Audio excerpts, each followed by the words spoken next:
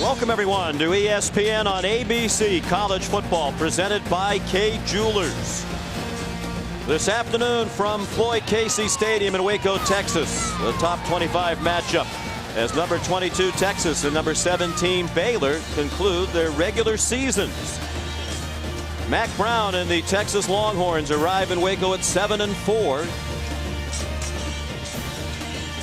They lost for the first time last season under Mack Brown to Baylor in Austin, 30-22.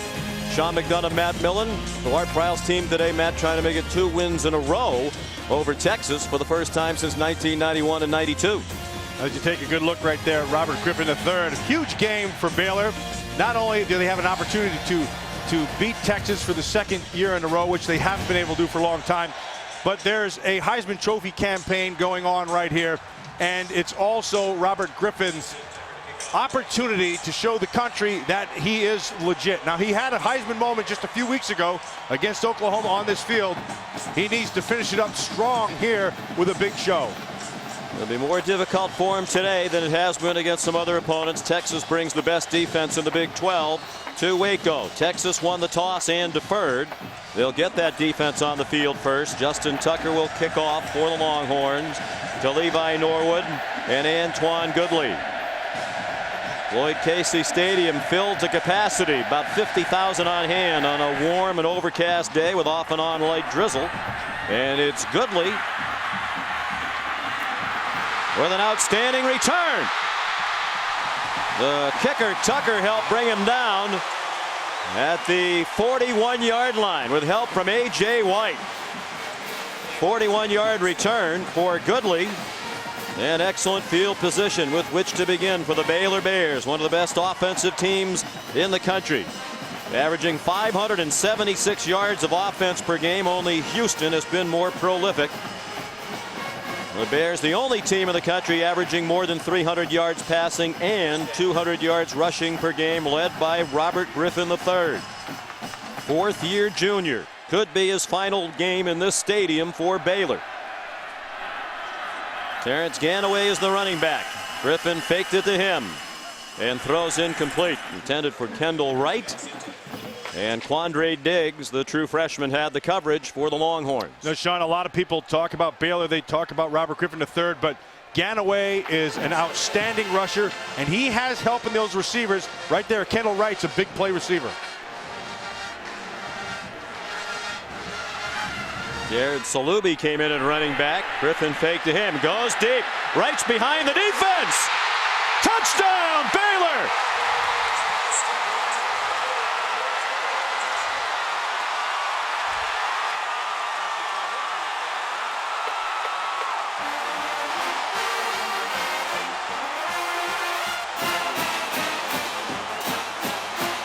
Well, we told you that Kendall Wright had big plays all over him. And he does, Sean. Just running through the coverage. How you can lose a guy like that is beyond me. And if you're trying to make an impression on Heisman Trophy voters, what a way to start. 59-yard touchdown pass on the second play from scrimmage. Robert Griffin III to Kendall Wright, 22 seconds into the game.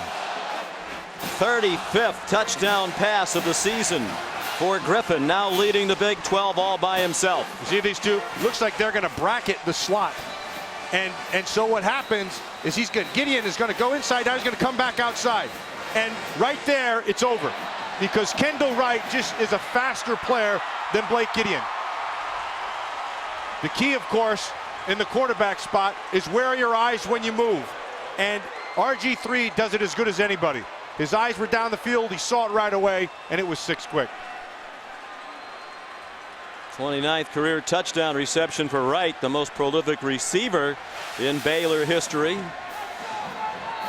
Griffin's 35 touchdown passes this year have averaged 36 yards per score.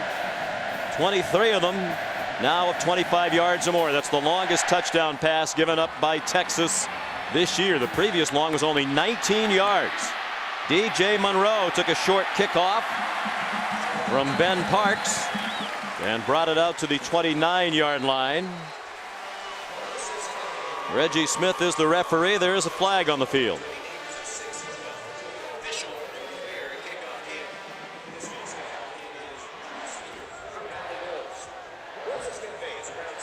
Offside.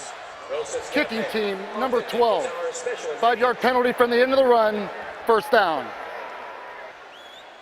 Perdarius Golston was offside for Baylor. We'll move the ball out to the 34-yard line. Texas offense led by Case McCoy. Much of the year, he and David Ash have shared playing time within game. For a while, Ash was the starter. Now McCoy is back. 3-1 as the starter this year. A little bit better game manager at this point than Ash, the true freshman. A little less turnover prone. And those are the biggest reasons why Mack Brown has McCoy in there to start. He hasn't thrown an interception this year. They have lots of injuries at running back, so Cody Johnson, ordinarily a fullback, gets the start as the featured back today. He runs straight ahead. He's carried only 29 times this year, most of them in short yardage and goal line situations. Where they're without Fozzie Whitaker for the season, out with an injured knee, suffered in November at Missouri. Malcolm Brown and Joe Bergeron, two very talented true freshman running backs, also nursing injuries.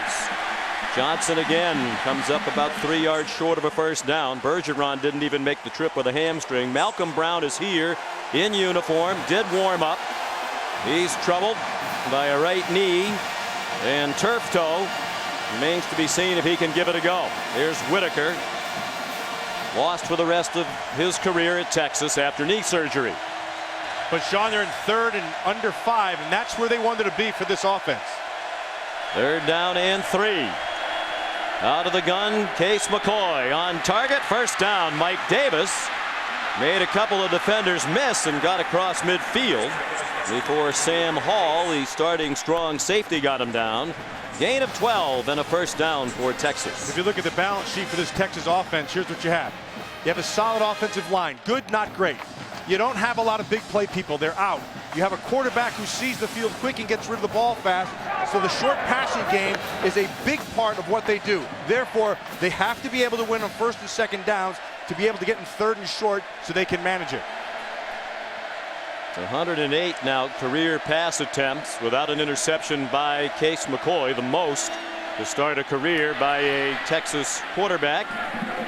Johnson at 252 pounds bowled his way down to the 44. The rain has started to intensify now. We've had light off and on rain through most of the day, but the forecast is for off and on showers, and they're noticeably heavier at the moment. So this offense is antithetical completely to what happens with this Baylor team. Baylor lives on big plays. This Texas offense does not have a lot of big plays in it. They try to grind it out, keep the offense on the field. McCoy throws again, caught by Marquise Goodwin, ordinarily number 84. He's wearing Fozzie Whitaker's number 2. Tribute to his teammate who's lost for the season with a knee injury. Gain of 5. Marquise Goodwin is one of the players that has big plays in him. The other guy who has a lot of big plays in him is number 26, DJ Monroe. He's got big time speed. Again, here we are, 3rd and short. This is what they need, Sean.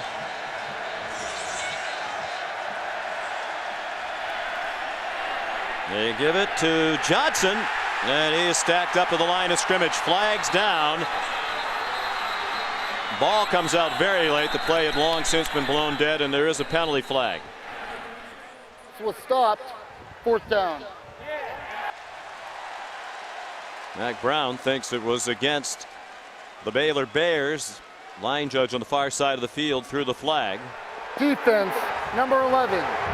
5-yard penalty results in a first down. Terrence Lloyd was lined up offside.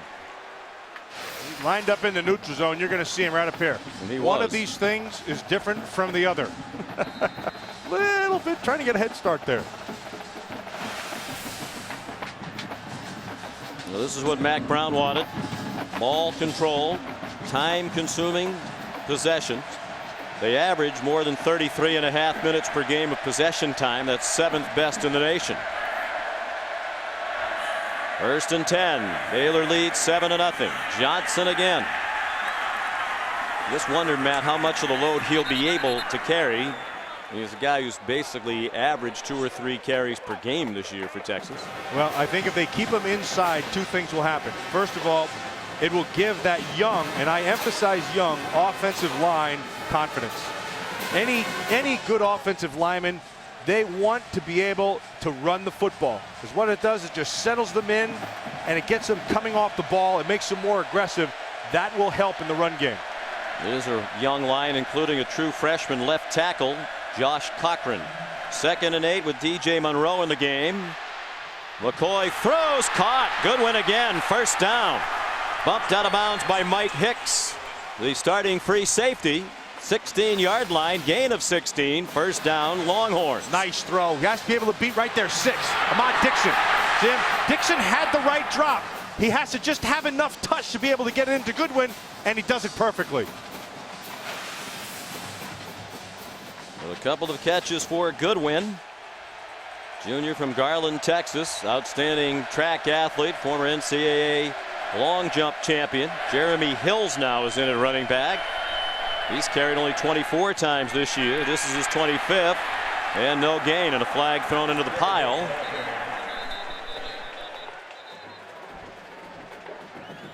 Rodney Chadwick made the tackle.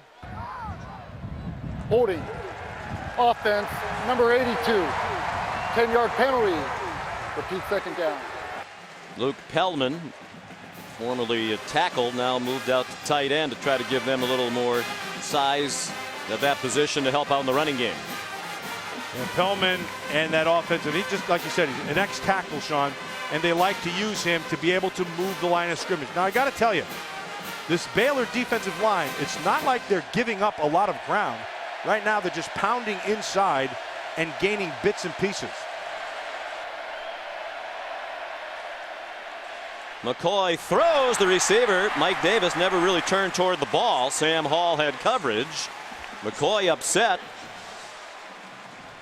Looked like he got the coverage he wanted, but Mike Davis didn't read it the same way. Well, you got to be able to see the same things. If you can't see, you can't play. Mike Davis missed that the corner was coming on the blitz. Obviously, McCoy saw it, got rid of the ball quickly. Lived for another down. DJ Monroe in at running back. McCoy now 3 out of 4. That was his first miss. 5 minutes gone by. 7-0 Baylor. They scored quickly. Texas is marching. Davis. Couple of nifty moves, but nowhere near the 1st down.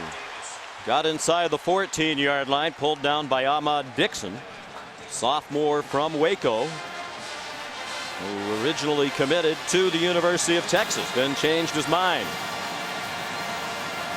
3rd down. Yeah, he's got some good speed, Sean. And he's one of those guys who you can play in a slot. He's got some versatility to him. But lost in this. Now that play, 3rd and a lot more manageable than it had been. 3rd down and 8. 10th play of the drive for Texas. They bring pressure and did not get there, and the pass is incomplete. Intended for Jackson Shipley. Looked like he might have been tangled up with Sam Hall. No flag on the play, and the field goal unit comes on for Texas. Yeah, I'm anxious to watch this replay because it looked, you see Hall 25 right here. And that Shipley, now once he comes out of this break, yes. Yeah, that's what it looked like. See, he went down on the hip. Now all you young players out there, you never hold, but when you do, you go down low, stay down on the hips. Most of the time it doesn't get called. There's one of the best kickers in the country, Justin Tucker, from 31 yards. And it is no good. Wide right. Just his 3rd miss of the season. Now 16 out of 19. He was the hero on Thanksgiving night in College Station when he kicked the field goal as time expired from 40 yards to beat Texas A&M. And that one was just wide right. Well, they did everything right, did Texas offensively. They got into 3rd and manageable. They converted 3rd downs. They ran the football like they wanted to establish. They just didn't finish the deal. And when you go against this Baylor offense, which has the big play capability, that's a scary deal. Held the ball for 5.5 minutes. 11 plays, moved 52 yards, no points. 1st and 10 Baylor from the 20. Jared Salubi straight ahead near a first down. Looks like they're going to mark him shy of the 30. It'll be 2nd and a yard. Kenny Vaccaro made the tackle. You play against Baylor, you also have to defend pace. Griffin throws to Kendall Wright. And he has the first down with a 2-yard gain. Quandre Diggs, true freshman, made the tackle. Sean, I don't know if the country really knows about Kendall Wright. This is an extremely talented player. Very strong. Runs good routes. Has very good speed. He's tough to cover one-on-one, particularly at the line of scrimmage. That's where he uses his strength well. Having the best season among receivers in the history of Baylor. Griffin couldn't find anybody. Got bumped out of bounds with a 1-yard gain by Emmanuel Acho, the leading tackler on the year for Texas. You watch this RG3. One of the things that he loves to do, a lot of times he's a half the field quarterback, Sean. He'll get one half the field, and that's what they attack. He loves to roll to his right. So if you bring pressure, you bring it from the defensive Going left. deep again for Kendall Wright. Great adjustment to the ball. And another big completion. Griffin to Wright. They connected on a 59-yard touchdown on their first possession. This one's good for 48 to the Texas 20. One thing's pretty clear early. Philip Montgomery, the offensive coordinator for Baylor, is going after the Texas safeties, and he's going after them with Wright. And here's Ganaway with lots of running room. Touchdown.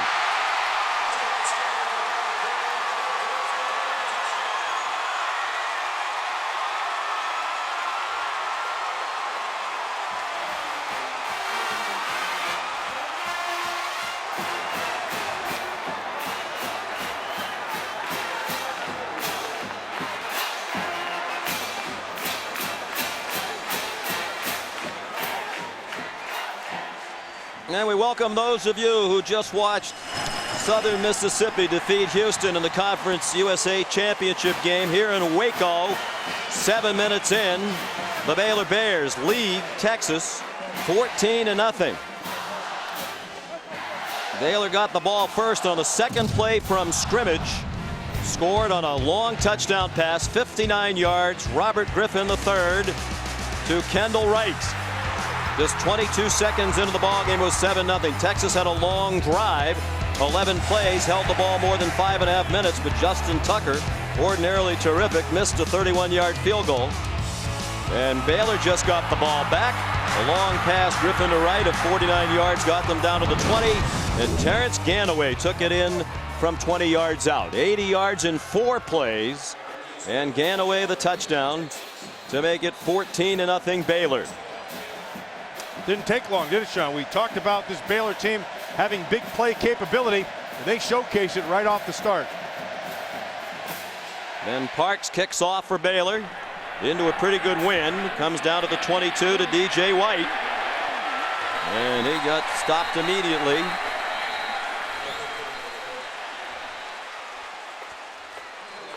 And we welcome you to Waco. Floyd Casey Stadium sold out. Delighted to have you with us. Sean McDonough along with Matt Millen will be joined shortly by Samantha Steele. Big game here. Baylor trying to win its 9th game of the season. That would be a first since 1986. Trying to beat Texas back-to-back years for the first time since 91 and 92. But certainly the subplot, and it's a major subplot, Robert Griffin III, legitimate Heisman Trophy contender, needs to have a big day on national TV. He's off to a fantastic start. Yeah, he's out to the start that he wanted to have. And you know, there's been a lot of talk about Robert Griffin III, just exactly what he is and what exactly does he bring to the dance. And what he brings is all kinds of talent. He can beat you with his arm. He can beat you with his legs. The thing that's so impressive about him is that when he does decide to run, he always looks down the field. His big plays come off the fact that he keeps his eyes down the field and can make all the throws. He is as exciting as any player in this country. Less than midway through the first quarter, he's already thrown for 109 yards for Coach Art Briles. What a tremendous job he has done turning this program around at Baylor with considerable help from Robert Griffin III and other talented players, including Terrence Ganaway and Kendall Wright. Wright's their all-time leading receiver. Ganaway is going to have the single season rushing mark with his performance this year, over 1,100 yards. leading the Big 12 in total rushing yards. Sean, I'll tell you how good Art Briles is. That Houston team, a lot of that team is what Art Briles brought in. So he's winning in two places. Not to take anything away from Coach Sumlin. I think he's done a nice job. But Art Briles is special good. 23-25, but the last 2 years 15-9. This year 8-3, ranked 17th in the BCS, highest in school history. So Texas had a good drive the first time they had the ball, missed the field goal. This is a bad start. They got a break on a personal foul penalty against Baylor to move it out to the 33. Full start. Offense, number 89. 5-yard penalty, first down. Barrett Matthews, as you saw, flinched at the right end of the line. So 1st and 15 for Texas. When the Texas offense is on the field, it's the Texas weakness against the Baylor weakness. Longhorns a mediocre offensive team, and Baylor statistically one of the worst defenses in the country. Here's Marquise Goodwin. Well, he got rolled up well out of bounds at the 36-yard line. Ahmad Dixon made the tackle, and it'll be 2nd down and 7. You mentioned Ahmad Dixon. He was one of their top recruits that they brought in here, and one of the reasons was because he can really run. Now you're right, Sean. That could have been a penalty right there. I mean, he's almost all the way across the white sideline boundary into the team area. For those just joining us, significant injuries at running back for Texas. That's DJ Monroe out of bounds, 3 yards short of a first down. Popped out by Sam Hall. There is a flag on the play, and a preliminary indication it's against Texas. Holding. Offense, number 78. 10-yard penalty. Repeat, 2nd down. Mack Brown's without Fozzie Whitaker, injured in their game at Missouri in mid-November and out for the year. His career at Texas is over. Malcolm Brown did warm up before the game, but he has a knee injury and turf toe on his right foot. Joe Bergeron, fellow true freshman along with Brown, did not make the trip with a hamstring. There's Whitaker. We haven't seen Brown yet. Cody Johnson, ordinarily a fullback, done the bulk of the ball carrying so far, with help from Jeremy Hills and DJ Monroe.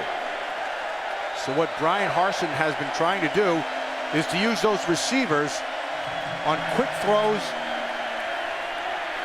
Here's Case McCoy, threw a wobbler, broken up.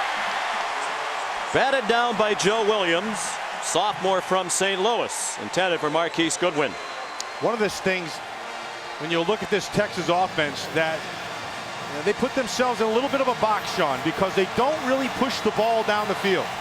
McCoy is most effective in the short to intermediate range. Occasionally he'll throw a 9 route down the sideline just to kind of stretch the field, but it's really not that effective because the bulk of it is short to intermediate. 3rd down and 15.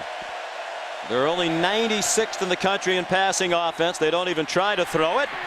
And the run yields a first down and much more. Jeremy Hills, the junior from Houston, Texas, trying to fill the void with all those injuries. Just his 26th carry of the year, good for 20 yards. Nice call by Brian Harsin, the offensive coordinator. He just catches them off guard. It's 3rd down and long, so they get the rush up the field, and then they're able to get their secondary blockers into the linebackers and safeties. Nicely done. Very poor tackling technique by John Mascarello, the umpire, who did not wrap up on the play. Here's DJ Monroe. Good blocking ahead of him. And he gets 8 on first down. Yanked down by Elliott Coffey, the middle linebacker. 5th-year senior playing in his final home game at Floyd Casey Stadium. What a good year he's had, Elliott Coffey. Son of Ken Coffey, the old Washington Redskins. Good. Every time you look up, he's in on a play. He's got pretty good instincts. He finds the football really well, and he does a nice job in pass coverage, which at the collegiate level, you don't see a lot of backers who has that kind of that instinct in the pass game. 2nd down and 2. Hills remains the running back. Case McCoy faked it to him. He's throwing a deep ball. It's well covered and nearly intercepted. Intended for Jackson Shipley, but Joe Williams had a better shot at it. The throw from McCoy came up well short He is throwing with a pretty good breeze at his back here in the first quarter. And Sean, that's a great point you make. It is a breeze, and so your ball has to be able to cut. And that thing was as nice a punt as you're going to see in the first half here.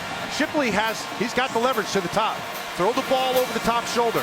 That one did not happen. Not enough on it to be able to cut that air. You're surprised they took the deep shot. I mean, their plan is ball control, keep moving the chains. You have to somehow get this zone defenses. You have to stretch them a little bit vertically. Cody Johnson, the bulldozer, gets the first down.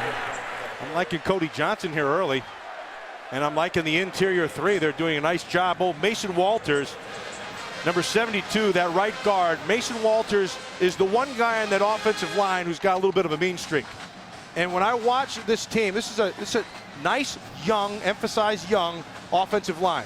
Walters got a little bit of a mean streak in him, and that needs to be contagious. The best thing you can have with an offensive line, Sean, is a bunch of guys who get a little ornery.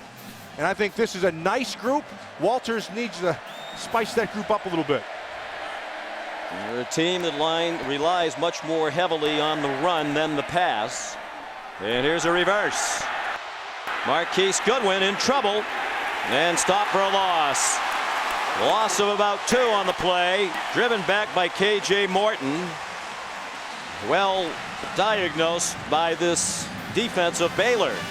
Now, Phil Bennett is the defensive coordinator for this Baylor defense.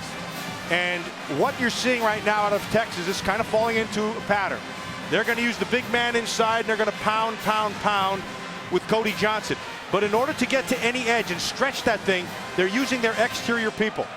It's either Marquise Goodwin or they're using somebody who has speed, DJ Monroe, to get on the edge. 2nd and 12. McCoy out of the shotgun. Fake to Hills and threw short to DJ Grant. His 12th catch of the year for the junior from Austin, who missed a couple of years with knee trouble. 7-yard gain. Gets it back into a more manageable 3rd down and 5. So, Sean, if you are this Baylor defense, here's what you have to do against McCoy. You have to jump your coverage. You have to stay on them tight. Most of the throws are coming out quickly, and they're underneath throws. So anytime you're in a zone or in man, you got to jump your coverage quick. 3 receivers to the right, and McCoy rolled in that direction. He tries to scramble and laterals for a 1st down. Risky play, but it paid off for Case McCoy, who pitched it to Jeremy Hills for an 8-yard gain. They're 4 out of 5 now on 3rd down. McCoy channels his inner Favre. That's what this reminds me of. Great awareness, just fantastic awareness. Not only there on the backside, but Jeremy Hills has to have the same amount of awareness. First Case is the younger brother of Texas legend Colt McCoy, now in the NFL with the Cleveland Browns. Another 11-play drive. That's how many they had the first time they had it. Monroe did well to cross the line of scrimmage, chased out by Mike Hicks, the junior safety, 2nd leading tackler, only 1 shy of Elliott Coffey for the team lead coming in. Now, if you're going to run inside and you're Cody Johnson, the one guy you have to get blocked inside is number 90, Nicholas Jean-Baptiste. He's a big, powerful man. Mack Brown has sent David Ash into the ball game now. He is more of a running threat at quarterback. On 2nd down and 8. Looked like they had a little trouble at the junction. Ash held on to it and got the 1st down. Rodney Chadwick stopped him. See where they're going to spot that thing. They might move it back. It was clearly beyond the yellow line originally. Now it looks like they're going to spot it just short of the 1st down. Yeah, that side judge, he stuck his foot down there and gave the mark, and it was short. No, it's 3rd down and less than a yard. 2.5 minutes to go, 1st quarter. True to form, 2 quick strikes by Baylor, 2 long drives by Texas. Johnson bowling his way down near the 5-yard line. He took Sam Hall and Mike Hicks, those excellent safeties, for a 12-yard ride. Watch the feet. That's the key. Great feet in the hole right there. Cody Johnson has the power. You know he's going to do that. But what you don't expect is right here, the decision. Man, that was nice. Had Coffey He cleared it, bounced to the left. Texas 4 out of 4 on third down on this run-heavy drive. Even without 3 of their top running backs, they're moving the ball on the ground. Johnson's moving the pile to the 3-yard line. And he's likely to keep carrying. He has 35 career rushing touchdowns. When they get down there close, they give it to him. They give it to him, which means they also give it to the O-line. Nicely done in there by Espinoza, the center. Walters inside, just getting a big push. And then here comes the battering ram behind him. Here comes David Ash, the true freshman quarterback, back in. 2nd and goal from the 3. Ash down to the 2, tackled by Rodney Chadwick again, the junior from Carthage, Texas. This is a Baylor defense ranked 114th in the country in total defense, only 6th in the country worse than that. They're 111 in scoring defense, 37 points per game, but Phil Bennett says lately, when we've needed some big stops, we've come up with them.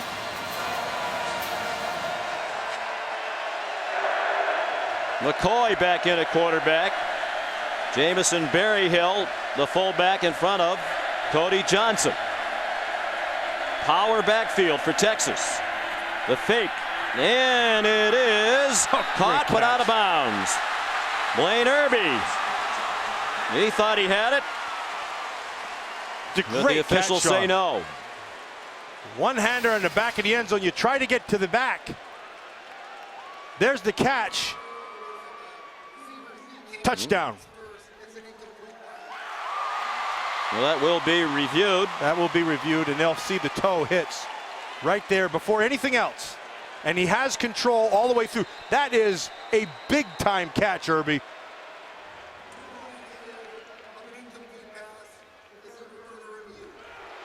Jack McDonald is the replay official. We'll tell you what he had to say when we come back to Waco, where Baylor leads Texas 14-0.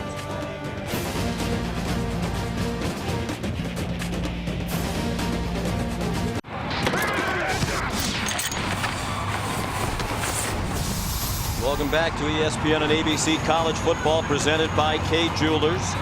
While we were away, the referee Reggie Smith announced upon the replay review it was a touchdown catch and a dandy by Blaine Irby, the senior from Camarillo, California's 3rd of the year. He's had one in each of the last 3 games, becoming much more of a factor late in the year for Mack Brown in Texas. And now the extra point up and good by Justin Tucker. Blaine Irby, who was out for almost 3 full calendar years after a devastating knee injury in 2008. They thought for a while that might be limb-threatening. The injury was so severe. He's back and a big factor for Texas.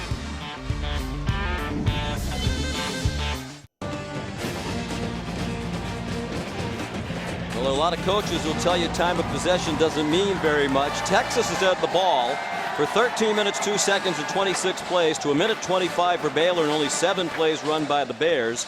But Art Briles and Baylor lead 14-7. Texas defensively, they need to adjust their safety play. That's what they're attacking right now, the Baylor Bears. Good kickoff by Justin Tucker with the breeze. Levi Norwood decided to run it out. The son of the associate head coach of the Baylor Bears, Brian Norwood, brought it to the 22. Taken down by DeMarco Cobbs. And a timeout in Baylor, leading 14-7. The Baylor Bears a perfect 6-0 at home this season. 8-3 overall. Leading Texas 14-7. Texas Longhorn defense had given up only 2 touchdowns in the first quarter all year long. One to Oklahoma State, the other by Texas A&M. Robert Griffin III and his mates put 2 on the board already. Just 7 plays from scrimmage. Terrence Ganaway. First 2 men couldn't get him down. Finally, it took 3 Longhorns to do the job. Very near the first down yardage at the 33-yard line. Quandre Diggs with help from Christian Scott and Emmanuel Acho. Terrence Ganaway, Sean, 240 pounds. You better bring your big boy pads when it comes time to tackle him. Griffin, the third, pressured and throws it away. You wonder how sore Ganaway will be today. Last week, in their win against Texas Tech at the Dallas Cowboys Stadium, Ganaway carried 42 times, a school record for 246 yards. Griffin was injured in the first half of that game, late in the second quarter, and did not play at all in the second half, so they were leaning heavily on the run in their win over the Red Raiders.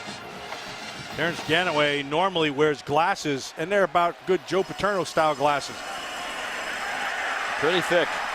There was contacts when he plays. Alex Okafor dropped Griffin for no gain on the final play of the first quarter. True to form, Baylor a quick strike attack. Texas 2 long drives. And it's 14-7 Baylor after 1.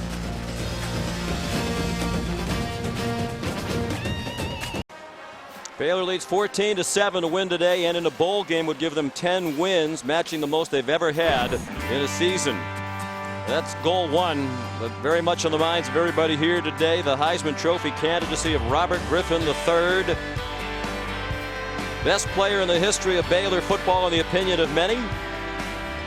And his candidacy on the minds of his adoring fans here in Waco. He acknowledged yesterday, he said, "I have become the face of this university." And he carries that mantle very well. Trent Richardson of Alabama, Andrew Luck considered the other front runners at the moment. Neither of them play today, so Griffin has the stage to himself on national TV. He threw for 109 yards in the first quarter, despite the fact he was barely on the field. Not yet on the air. Here's Samantha Steele. Guys, you'll remember from our meetings yesterday, Robert Griffin minimized the pressure that comes with trying to play for the Heisman today. He also minimized the pressure that comes with playing when it's wet and rainy like it has been. It's been really off and on. It started out pretty dry. Now it's back picking up again. But also wind has been an issue all day. I asked him if he's played in the rain before. He said no, but his fiance Rebecca reminded him yes, last year against Rice. He said it actually helps because it makes defenders miss. Well, the first punt of the day from either team from Spencer Ross, the Baylor freshman. He bombed it a little too much. Into the end zone, a 64-yard punt. Wow. Mack Brown livid, and Dwayne Akina is as well. And the reason why, there was a personal foul penalty called on that punt against Jamison Berryhill of Texas. So they're marching at half the distance to the goal back to the 10-yard line instead of 1st and 10 from the 20. Max got a little blood going there in that left cheek. Yeah. Looks like he's gone out there and made a tackle or two. Wanted to tackle the official. Then had to help hold back Dwayne Akina, a longtime member of the defensive coaching staff. It is 1st and 10. And Case McCoy with a flag down for a false start against the Longhorns. Their third one. Prior to the snap, false start. Offense, number 19. 5-yard penalty, first down. Lane Irby guilty of the penalty. Well, the team that sometimes struggles to move the football, you can't afford to inflict these kind of wounds to yourself. 6 penalties already against Texas. 1st and 15. And more movement.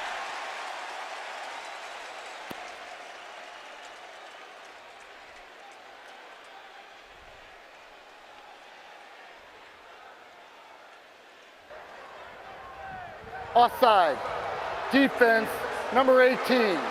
Came into the neutral zone, causing an offensive lineman to false start. 5-yard penalty, first down. On Tevin Elliott. Had a couple of costly personal foul penalties last week on the same drive against Texas Tech that helped the Red Raiders score a touchdown.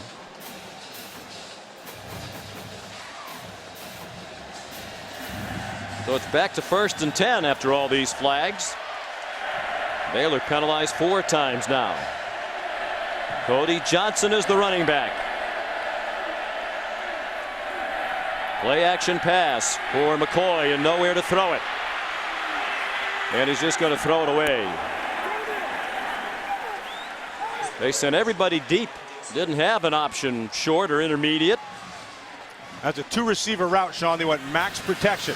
And because of that, they had a lot of time. But the stutter by Shipley, it didn't do anything. They just waited on him. And then on the backside, same thing. Marquise Goodwin, who has legitimate speed, that would have been your best shot. But Dixon takes care of it with a punctuation hit on McCoy. I wonder if Jackson Shipley's full speed. He missed 3 games with a knee injury. Returned last week at A&M. 2nd and 10. McCoy off his back foot, has a receiver. First down, Mike Davis. And the ball looked like it was coming out. So in came Ahmad Dixon, but it's Texas ball and an 11-yard gain, first down.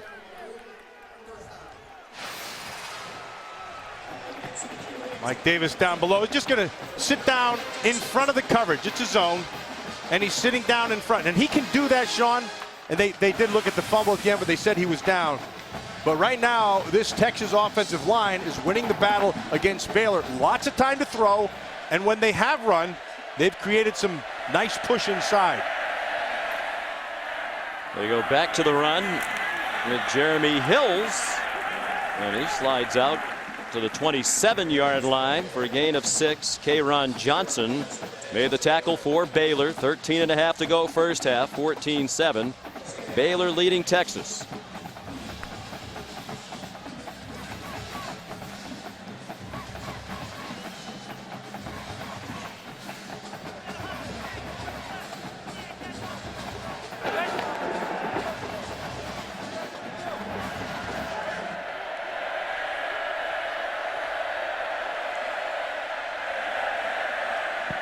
Barry Hill in at fullback, trying to lead the way for Hills, who bounced outside. There are flags down.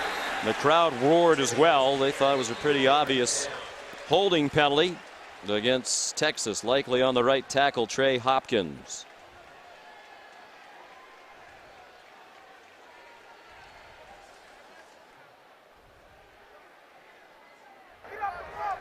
Holding. Offense, number 75. 10-yard penalty. Repeat first down. Big Trey Hopkins, 300-pounder, just a sophomore. It wasn't so much a hold as much as it is a mauling. And since they don't have the penalty for mauling, they settled for holding. 7 Texas penalties. 5 of them on offense. McCoy back to the line of scrimmage and pulled down by Nick Johnson, junior from right here in Waco, part of an 8-man rotation among the 4 defensive linemen for Phil Bennett. One of the areas you look at for an offensive line, as you look at Phil Bennett, their defensive coordinator, is how well do you protect when it's going to be a pass. This particular situation right here, 3rd and long, it's a passing situation. How do you hold up now? Longhorns 6 out of 7 on 3rd down. McCoy goes deep and has his receiver. Shipley running well on that injured knee. Chopped down by Hicks at the 2-yard line.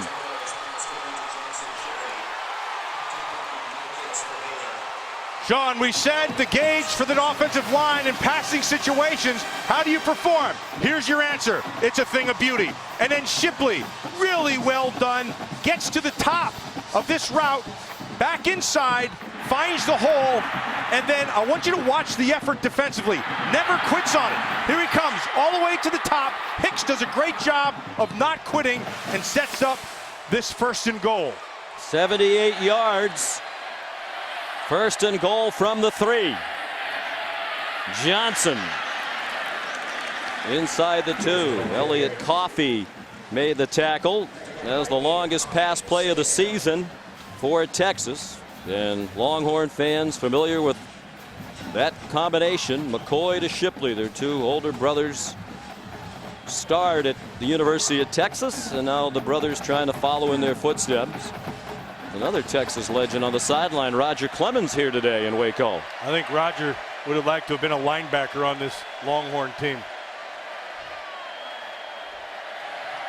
Hills now the running back. McCoy wants to throw as a receiver. Wide open. Touchdown. Luke Pellman. His first catch of the season. Good for a touchdown. And they're an extra point away from a tie. Oh, Pellman looked like an old tackle that time, didn't he, Sean? You can see him on the left side right here. So they're going to draw all your defenders this way. All the eyes go this way, all the bodies go this way, but the ball, it goes the other way, and Pellman is the recipient. Justin Tucker will try to tie it. And despite the hiccups at the start with the penalties, the Longhorns, who have struggled this year to sustain offense, able to do it today against one of the weakest defensive teams in the country. McCoy to Shipley. The familiar ring got them down inside the 5. And then Pellman not long ago moved from tackle to tight end. Scores to the delight of Longhorn Nation.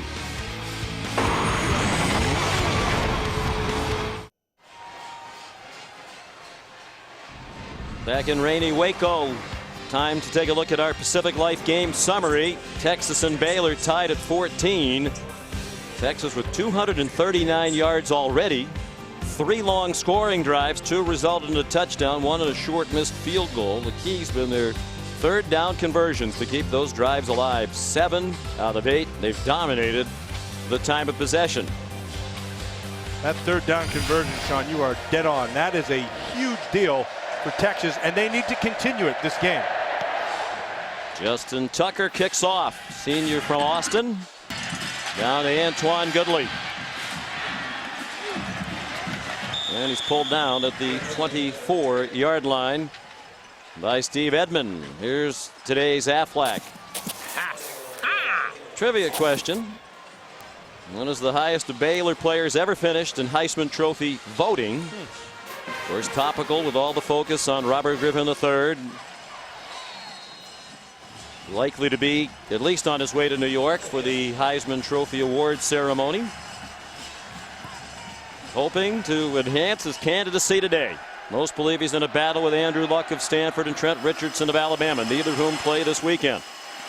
Terrence Ganaway on 1st and 10, ahead for 4. Keyston Randall made the tackle. Robert Griffin III told us yesterday he avoids the hype by just focusing on the task at hand at every moment. Every play in practice, every play in the game. Under duress here, got it off, caught by Lanier Sampson. He is a first down. And exchange pleasantries with Adrian Phillips. First down, Baylor out to the 38-yard line. When we talk about escapability, just to be able to continue the play and just continue it and then make a play after you're able to continue it. That's what he does so well. 120 yards passing now for Griffin. The first 109 went to Kendall Wright. Then that 11 to Sampson. Now Ganaway, flag down for a face mask. Emmanuel Acho with help from Keenan Robinson. I think every official on the field saw that one. It's a flagathon.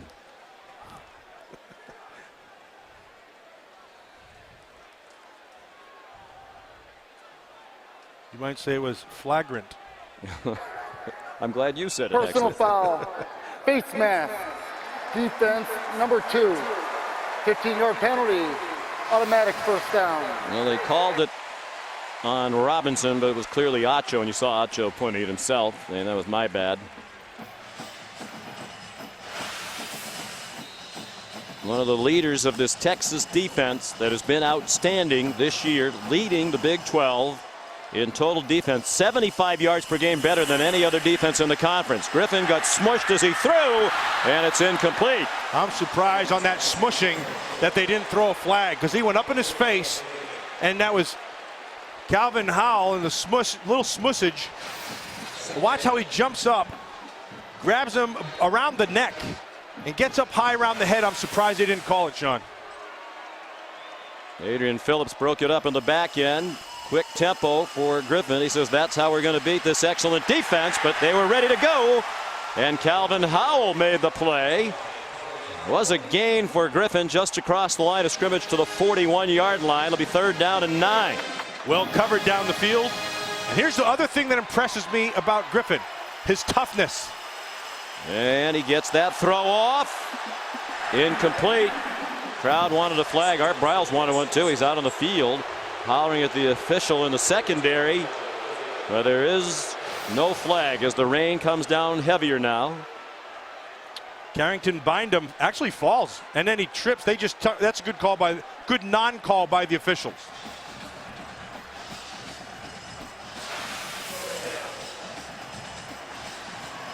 Well, it's 4th down and 9, and right now the punting team is not on the field.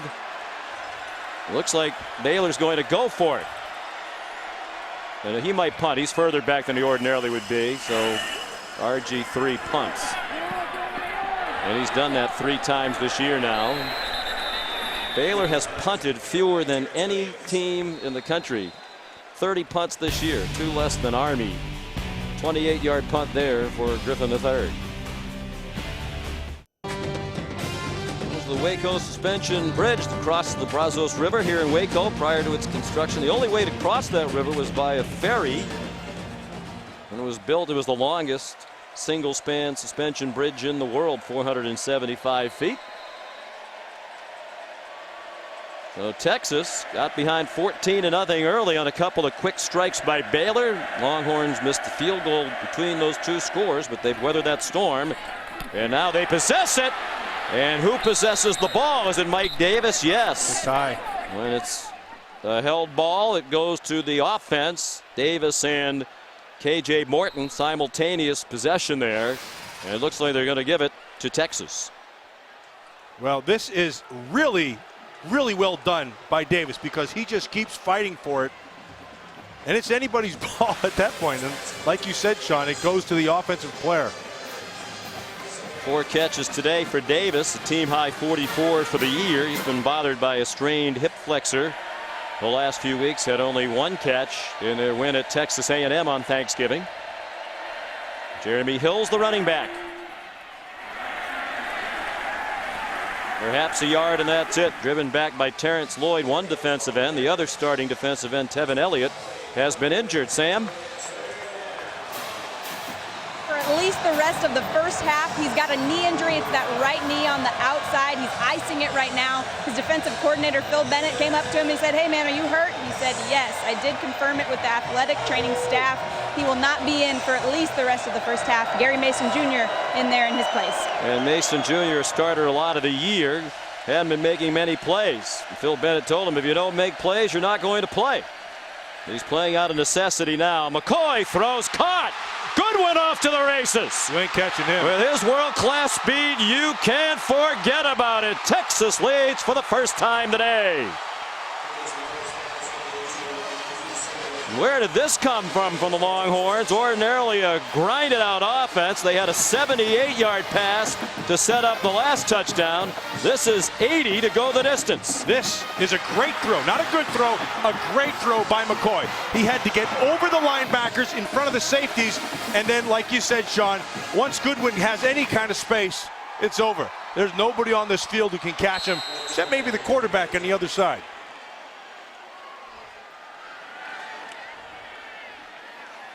Case McCoy hadn't thrown for more than 200 yards all year. As you see, he's 232 midway through the second quarter. The extra point up and good by Justin Tucker.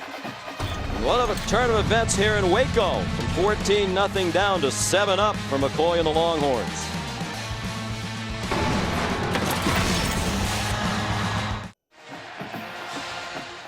'80-yard touchdown, the longest pass of Case McCoy's career, longest reception of Marquise Goodwin's career. And Texas leads 21-14. This is the area in a cover 2 you want to attack. This is Hall. He's going to slip. This is Goodwin. He's going to attack inside. And this level right here, the threes, are the linebackers. And they do not get enough depth. And there is the area to attack. Now the throw is perfect. Hull slips. It allows him to get half a step. And Sean, you don't need any steps with Goodwin. He's going to create his own separation. Justin Tucker kicks off into the breeze. Levi Norwood for Baylor. And pulled down from behind by DeMarco Cobbs. Time to answer today's Aflac trivia question.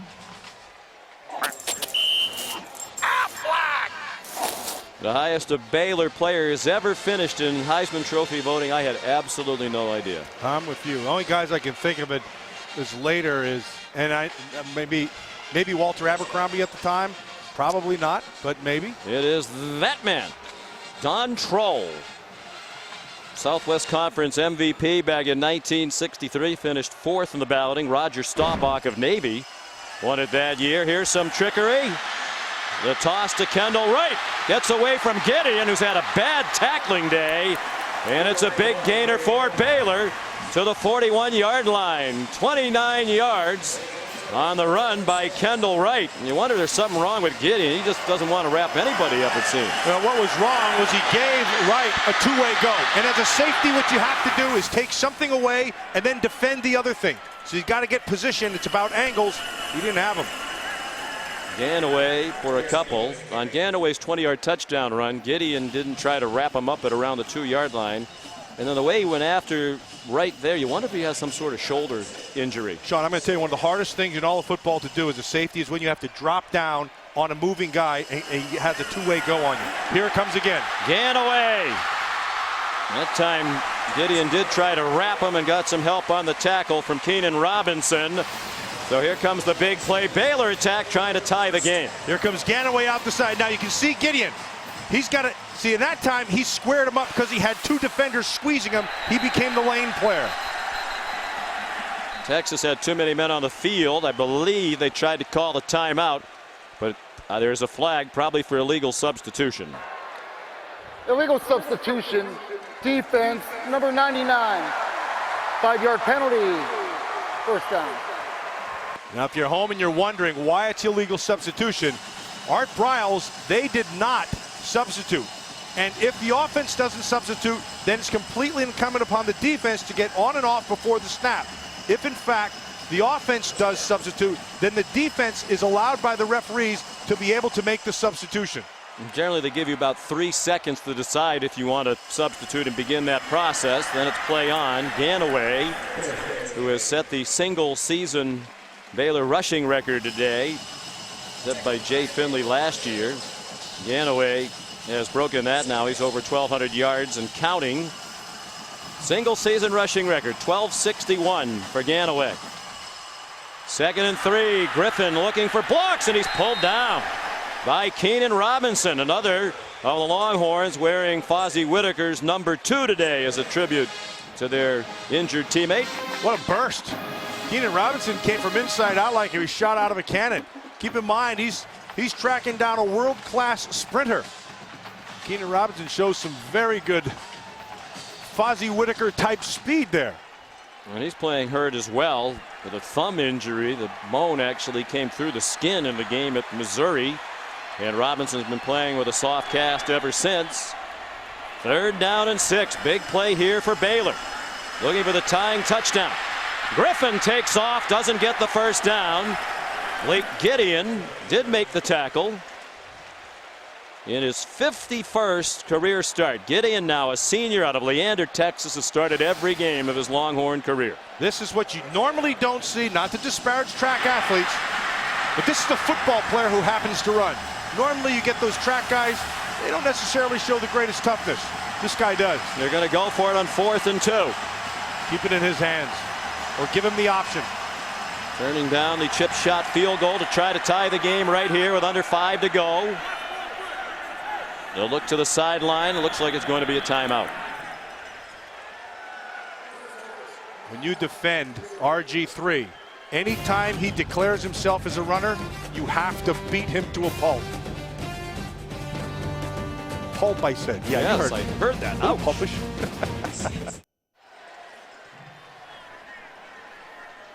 Well, after the timeout, it appears Art Briles is going to have Aaron Jones kick a field goal. He's had a shaky year, just 50%, but he's been better lately. This is little more than an extra point. 22-yard field goal right in the middle of the field. It does say that Art Briles is thinking more about winning the game than the Heisman Trophy for Robert Griffin, because if that was the case, you'd have him run it or throw it. Exactly right. And try to pad the stats in addition to trying to tie the game. Kick is good. 4:39 to go in the second quarter. 21-17 Texas. And Of Sean, course, his stats be a little bit better had he not gotten knocked silly last week against Texas Tech. yeah. Well, one of the things that's impressive with him, though, is he's not afraid to take a licking. And he'll get right back up. And again, he keeps his eyes down the field, which is rare for a guy who can use his feet to make big plays. But he'll keep taking hits, and he keeps on getting up every time. It's been impressive.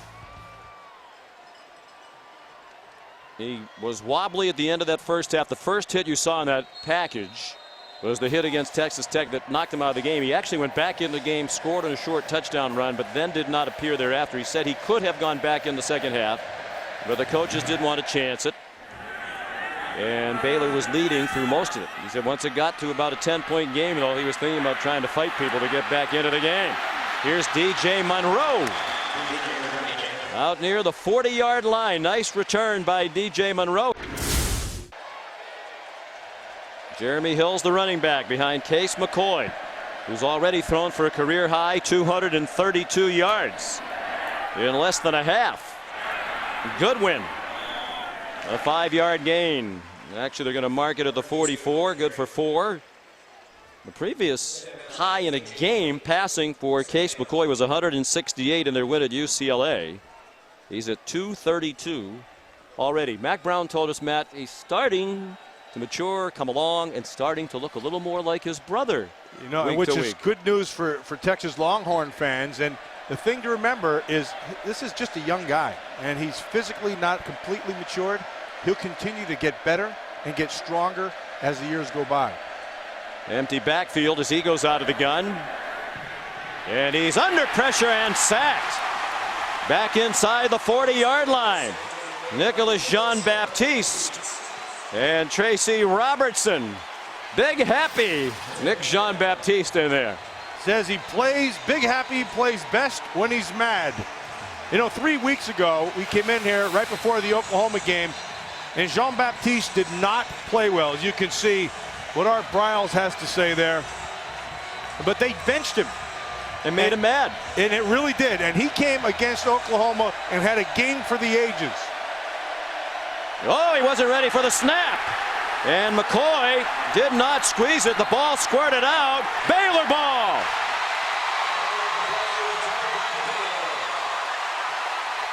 Dominic Espinoza snapped it and startled McCoy. And a takeaway for Phil Bennett's defense with help and plenty of it from the Horns. He wasn't looking. See, he's looking outside. Eyes are going this way. Ball's coming this way. Hit him on the head, but it squirted away. Well, Phil Bennett knows his defense is going to give up some big plays. It has already today, but he emphasized that they need takeaways. And they've been getting them lately. Griffin throws, caught. Wobbly throw on the rollout. Kendall Wright the catch. Texas came into the ballgame dead even for the year in turnover margin, but much better than a year ago when they had their only losing season under Mac Brown at 5-7. And -7 last year. Ganaway 4-2 to the 21. If I were playing against Robert Griffin III and I was going to bring pressure, Sean, I would bring it off my defensive left side. He likes to escape to his right. Not that he can't throw to his left, but he's more comfortable doing to the right side. He faked again away and went ahead for 2 to the 19-yard line, tackled by Alex Okafor, who's played like an all-conference player the last 4 or 5 weeks. It'll be 3rd down and 7. Big down for the Texas Longhorn defense to be able to take over and change a possession and hold them to at least a field goal here would be a monster. Manny Diaz done an excellent job in his first year as defensive coordinator in Austin. Out of the gun, Griffin flush to his right, throws, intercepted. by Blake Gideon. First interception thrown at home this season by Robert Griffin III. And ironically, he rolls to his right. And he has what he wants in the back of the end zone, but this is just a poor throw. He doesn't get it down the field where he wants to. Here comes the pressure, bails to his right, which is what he likes to do. Throwing on the run, Gideon cuts it off. He had right sliding, but Gideon makes the play. His second interception of the year, just the 6th thrown this year by Robert Griffin III, the first at home in 216 pass attempts at Floyd Casey Stadium. So they exchange turnovers, these two teams. Here's Jeremy Hills, tackled by Elliott Coffey, who was trying to rip it away. The time now a big factor. Minute 50 in the half, and the clock is running, and all 3 timeouts left for McCoy and the Horns. I'll show you a little something. Whenever these teams start to go to the hurry up, one of the things that the ball carrier, whoever ends up with the ball, they hand it to the official. So they're not having to chase the football. They can spot it quick. Therefore, it speeds up the pace that they can go by. See how Texas plays it ordinarily pretty close to the vest, but they've been a little more wide open today, and that ball was almost intercepted. They were trying to set up a screen to Hills, and Rodney Chadwick appeared to see that coming. He came charging into the play. Yeah, he read it right away. Chadwick is in man coverage, and so he jumped his coverage. As soon as he saw the defenders, the offensive linemen start to come out, he hit his coverage. Well done. 3rd and 4, Texas. Horns at their own 26-yard line.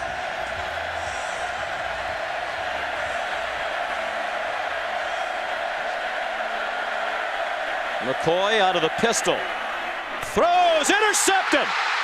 K.J. Morton out of bounds at the 2-yard line.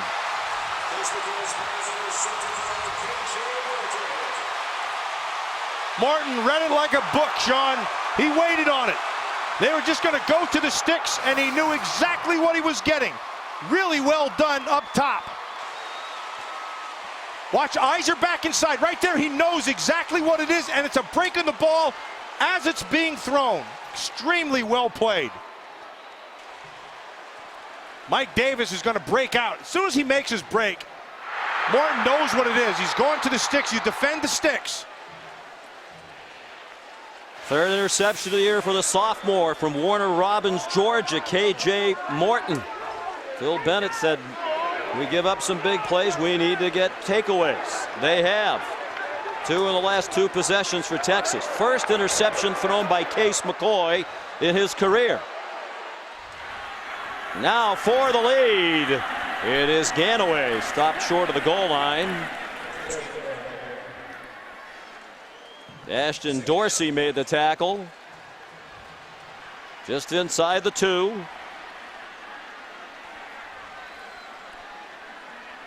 McCoy had not thrown an interception. That was his 125th career pass before an interception. Here's Griffin, touchdown!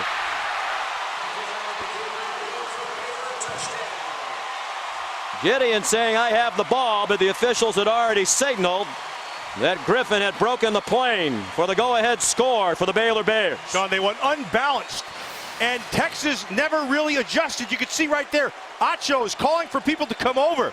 They took the tackle, sent him to the right side, had the short corner to the left, and you can see as they're moving at the end, they don't get there in time, and RG3 crosses a plane for 6.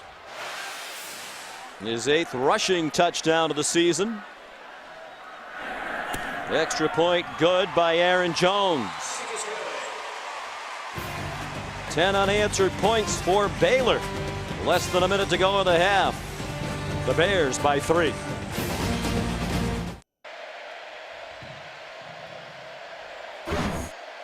Tonight at 8 Eastern on ESPN, a conference title and a berth in the Discover Orange Bowl are on the line as Virginia Tech looks to avenge its only loss of the season when the Hokies take on Clemson. The Dr. Pepper ACC Championship game, part of Dr. Pepper Championship Week on ESPN tonight at 8 Eastern. You can also watch on ESPN 3.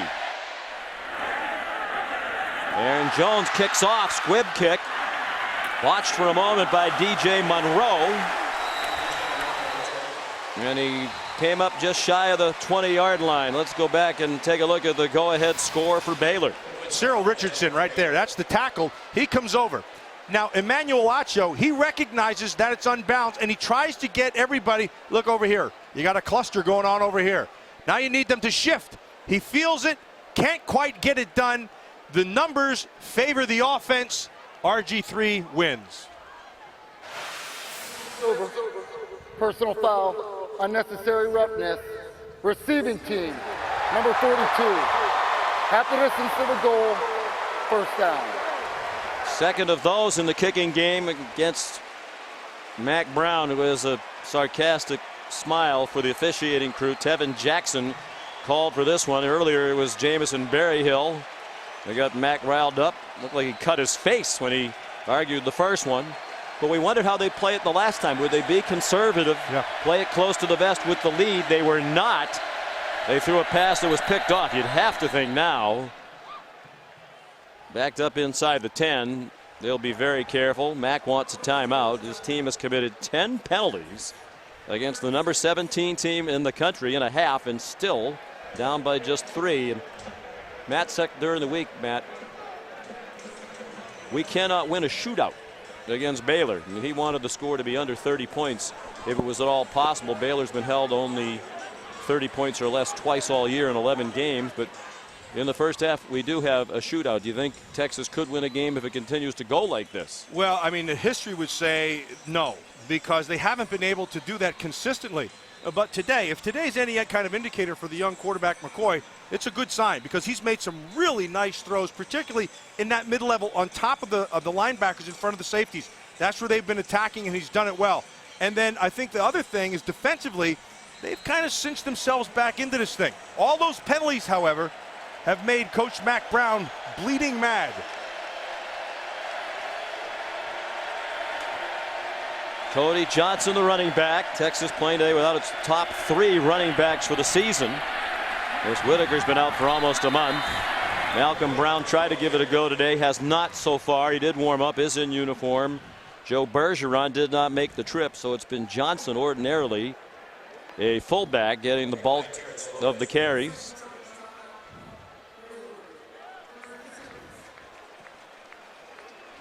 Baylor's calling timeout. The problem for them is they can stop it only once more. They're not likely to get it back unless Texas turns it over. And here's a look at today's quarterback comparison. McCoy in and out of the lineup. Griffin, the Heisman Trophy candidate, but McCoy's had the better of it today. Yeah, he's played well. He's made good decisions.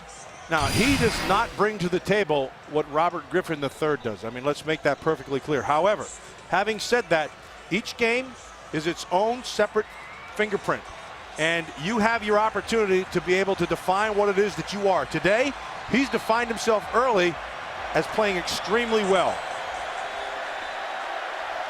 Raining harder than it has all day right now. All security critically important for Johnson.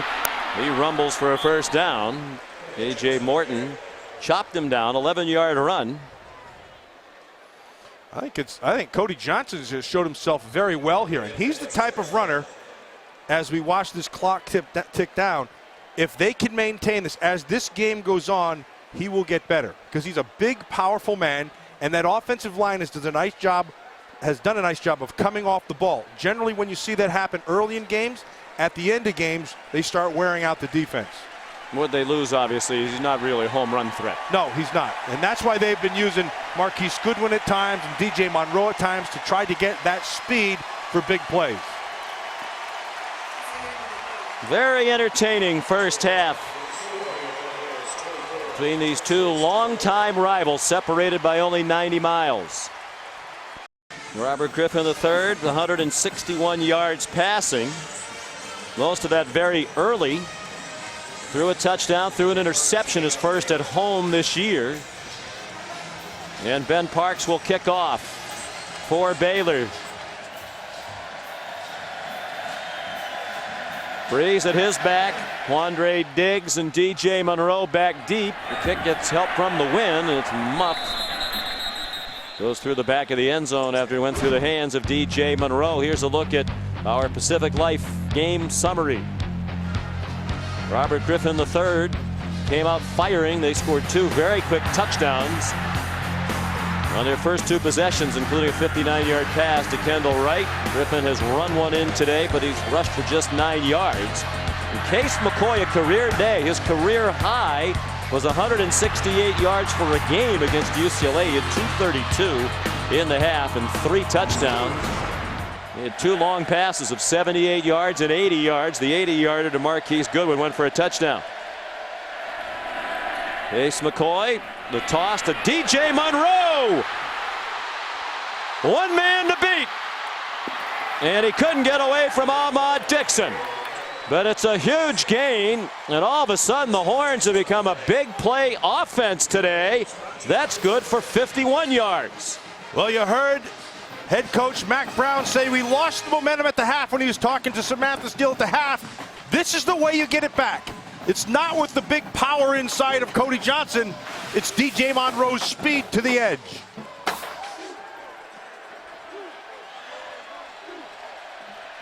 Short-handed at running back without Malcolm Brown, Fozzie Whitaker, and Joe Bergeron. They're calling upon players to perform roles, and they're doing it very well. Hill's the ball carrier there for a yard. Here's Samantha Steele. Yeah, I got the chance to catch up with Art Briles. Started pouring as soon as we started talking. He said if it keeps up like this, we will run the ball more. Defensively, Tevin Elliott is out for the rest of the game. And I asked him on offense if they would continue to pick on those safeties even after Blake Gideon got the pick. He said, yes, we will. Way to go, Sam I Am. Texas has had only 2 plays all season long in the passing game over 50 yards and only 2 rushes over 50 yards. Had 3 plays today over 50 yards. David Ash back in. And he gets them to 3rd down and 2. Sam Hall made the tackle. Well, they have a problem with the running game, obviously, because they don't have a consistent runner. And so the way they've been attacking this run game is a variety of ways. One of them is Ash. It gives them an option when he can ride that thing and make a read. You make the defense make the decision, and then you do the opposite. And they brought Brian Harsin in to be the offensive coordinator to bring some creativity, and he's done that. And a bad throw, and it's an incomplete forward pass. Baylor defenders alert that it might be ruled a lateral, but it was incomplete. Intended for Jackson Shipley, and that was a promising play for Texas had it been completed. 4th down, a short 3. And Mack Brown sends Tucker out. That was a wasted opportunity, Sean. You're right. It was a nice call because the coverage was backed off. He had an opportunity to pick up that first. Just a poor throw by McCoy. Shocking miss for Tucker. It's usually a chip shot for him early in the game. Missed a 31-yarder by just a foot or so. This one from 39 is true to form. So less than 2 minutes into the 3rd quarter, Texas and Baylor are now tied at 24.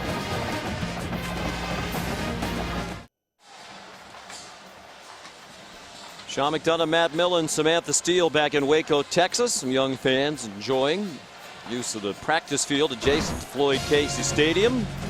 Many of them wondering where these 2 teams will go bowling. You can get ready for the bowl season with the ESPN Bowl-Bound app featuring video news, analysis, and the latest BCS standings and weekly projections. ESPN's Bowl-Bound app free on iPhone and Android. Text BOWL to 43776 to download. Justin Tucker's kickoff downloaded to Levi Norwood, and he gets driven back. Outstanding tackle by Jordan Hicks. Here comes Baylor on offense for the first time here in the 2nd half. Quiet half for RG3. 161 yards is a pretty good number, but it wasn't on the field much with that big edge and time of possession for Texas. What Texas wanted to do. They wanted to keep him on the sideline. That's part of good defense. And then when they had an opportunity to be able, when he declares himself as a runner, you got to whack him. And they did that. Haven't won 9 games in a season since '86. Today would be their 9th. The school record is 10 back in 1980, set by Grant Taft's Southwest Conference championship team. A win today and in a bowl game, they'd match the school record. Shovel pass. Terrence Ganaway dragging Keenan Robinson across the 30. And these two are kind of jockeying for position in the Big 12 Bowl pecking order. Right now, likely landing spots look to be the Insight Bowl in the Phoenix area, the Holiday Bowl perhaps, maybe the Alamo Bowl. Griffin throws a dart. Kendall Wright out to the 46-yard line. Again, Keenan Robinson there. 16-yard completion. High-low concept. Wright is going to get on top of one defender in front of the other. If the corner sinks, he throws underneath. If he bites, he throws over the top. He reads it perfectly. Well-thrown ball and another first down. 6 catches for 166 yards and a score for Kendall Wright. Their all-time leading receiver. Now 295 career catches. Fake to Ganaway and another throw to the right. This time to Terrence Williams. He's to the 35 of Texas. And another first down. Blake Gideon made the tackle. 19 yards on the pickup. One of the things you notice with this Baylor offense is they'll just stay to one side the whole time. Half the field guy is what they want their quarterback to do and read. And he reads it well. Griffin's pass caught. Lanier Sampson. Well, he's spreading it around. They have 3 receivers now with over 800 yards receiving for this season. They'd never had more than one 800-yard receiver in a single season in school history prior to this year, and they have 3 of them. And they have a big hole for Ganaway. Pulled down by Gideon. I like that, Sean. At the end of that play, that was man on man, and Gideon stepped to the plate. Remember, as a safety, your job is you can't let anybody get past you, and even if you get run over, you got to get them down. Gideon took on all 240 pounds. First and goal from the 1. Touchdown. Impressive drive by Baylor to recapture the lead. Successive gains of 16, 19, 19, and 15 got them to the 1, and then it was cashed in by Ganaway. If you're sitting at home and you're wondering why they don't match up man-to-man, the answer is Robert Griffin III.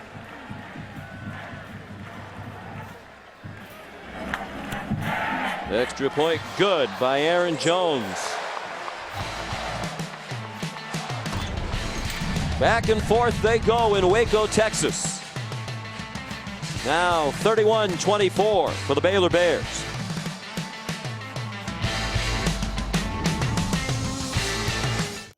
Well, located right here in Waco, the Texas Sports Hall of Fame nonprofit education museum, established to celebrate and preserve the sports history of this great state. I have to think Robert Griffin III will be featured there someday. It's right as you drive into the football building at Baylor University. Ben Parks kicks off. Each team has scored here in the 3rd quarter. A field goal by Texas answered with a touchdown by Baylor. A.J. White brought the kickoff back. They have 3 players wearing number 2 today, including White, who usually does wear it. Here's the BCS standings. Brought to you by Allstate. There's a penalty, by the way, on Baylor for being offside on the kickoff.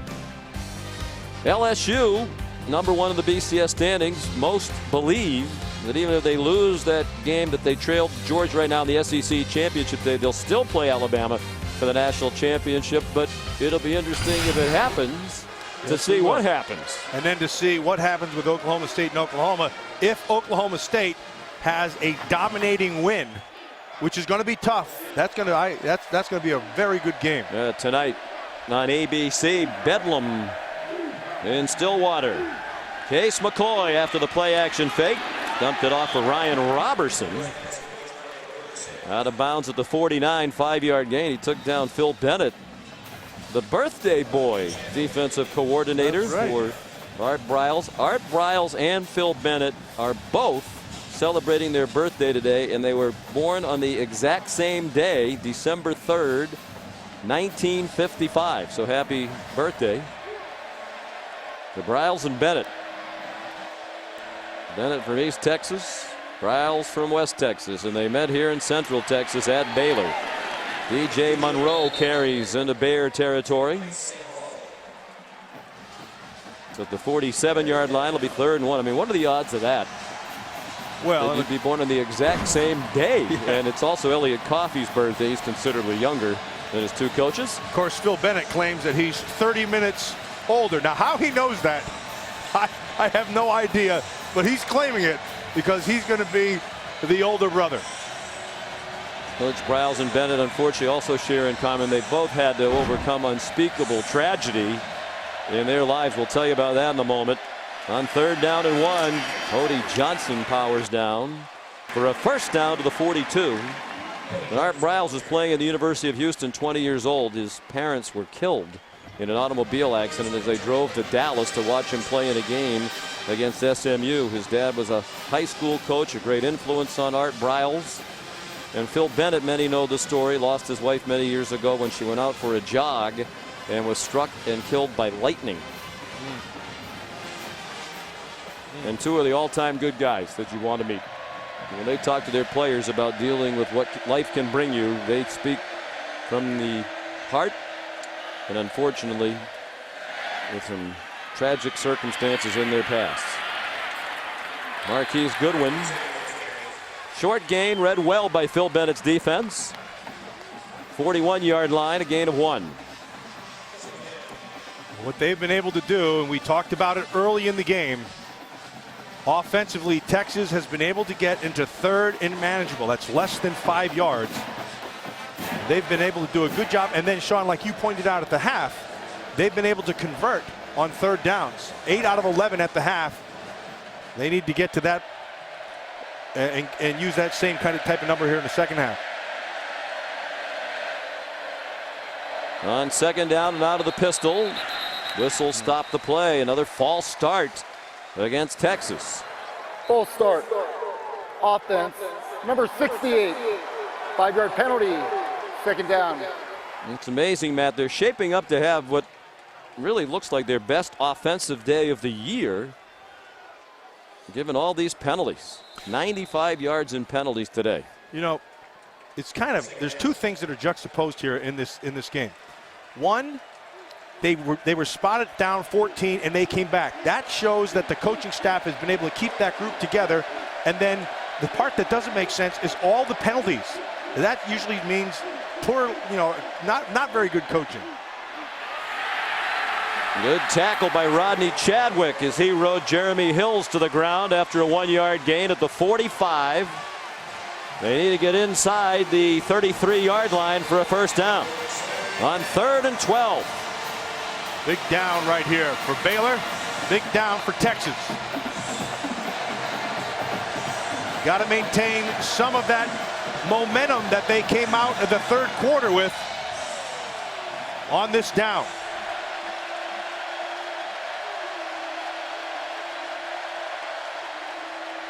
Just a 3-man rush. McCoy throws, intercepted.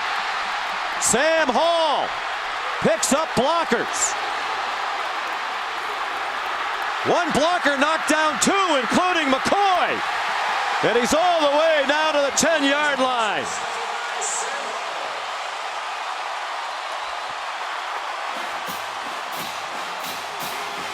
Ball just took off on him, Sean. It's the same route to the other side. They're trying to get to the middle of the field.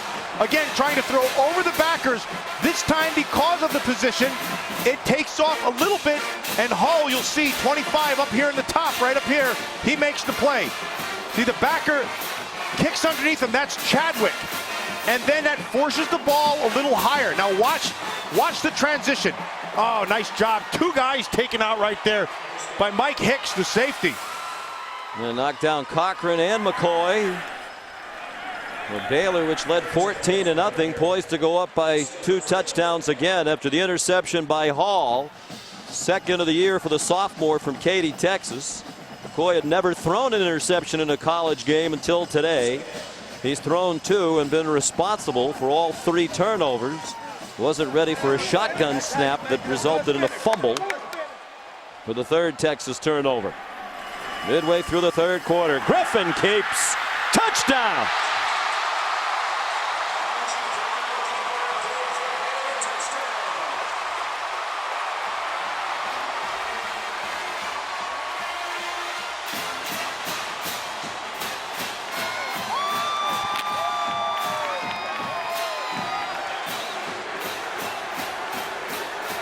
You defend the option, you gain another man because you don't account for the quarterback.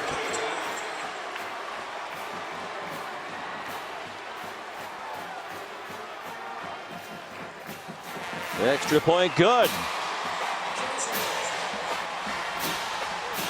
And the lead is 14 again. Second rushing touchdown of the day for Griffin came just 2 plays after the interception by Sam Hall. 38-24 Baylor midway through the third. Richard Hawksworth, a pre-law history major from Waco. It's 38-24 in favor of Baylor.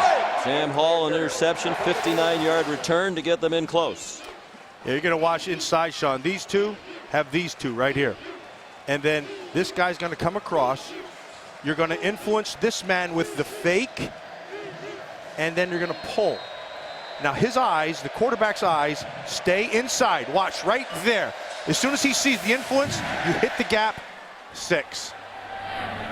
Kickoff by Ben Parks goes out of bounds.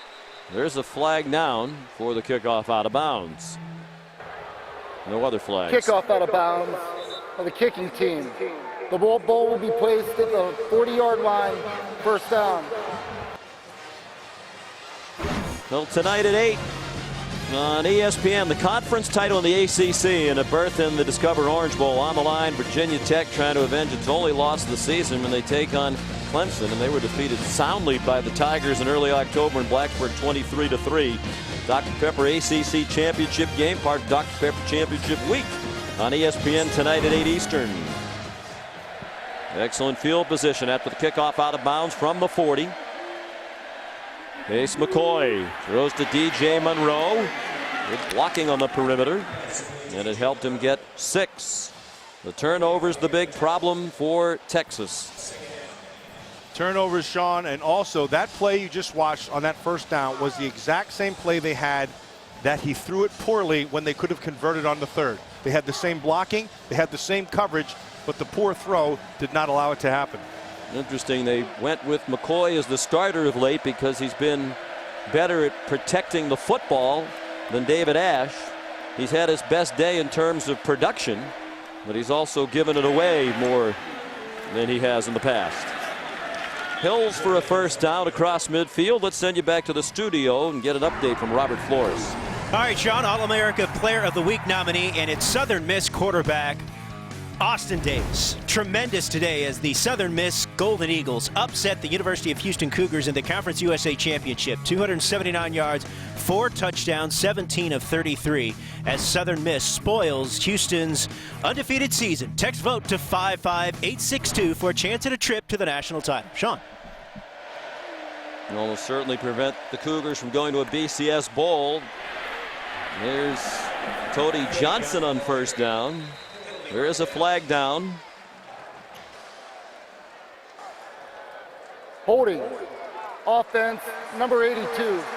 10-yard penalty. Repeat first down. 12 penalties. That's the season high. The previous most was 10. Well, that's a second hold on Pellman. He had one early in the first quarter, and now he gets one in the third quarter. This spot right here with this Texas team, this is important because if they don't answer the bell, Baylor could blow this bad boy open. Still a decided edge in time of possession for Texas, nearly 3-1. Monroe. And there's Hall again. And I love the fact he has a sister named Holly. Holly Hall, softball player at Baylor. In the spirit of the season. Oh, absolutely. She's big around Christmas. And a heck of a player, I understand. That's what we're told. Second down, 20. Texas back at its own 41. Haven't lost to Baylor in back-to-back years since 1991 and 92. They lose today, it'd be 2 straight. Baylor beat them in Austin last year, 30-22. Ash in the game. There's Hall again. If he keeps playing like this, all Baylor fans are going to have a holly jolly Christmas. Stop, Sean, please, while you're behind. We'll be here all week. Hall reads it perfectly and just comes down quickly. As a safety, most of the time you take your run keys off the offensive tackle. Hall does it nicely there, reads it, and makes the play. One thing about reading it, another thing about making the play. Third down and 19. Case McCoy throws on the run, throws it up for grabs, intercepted. Second of the day for KJ Morton.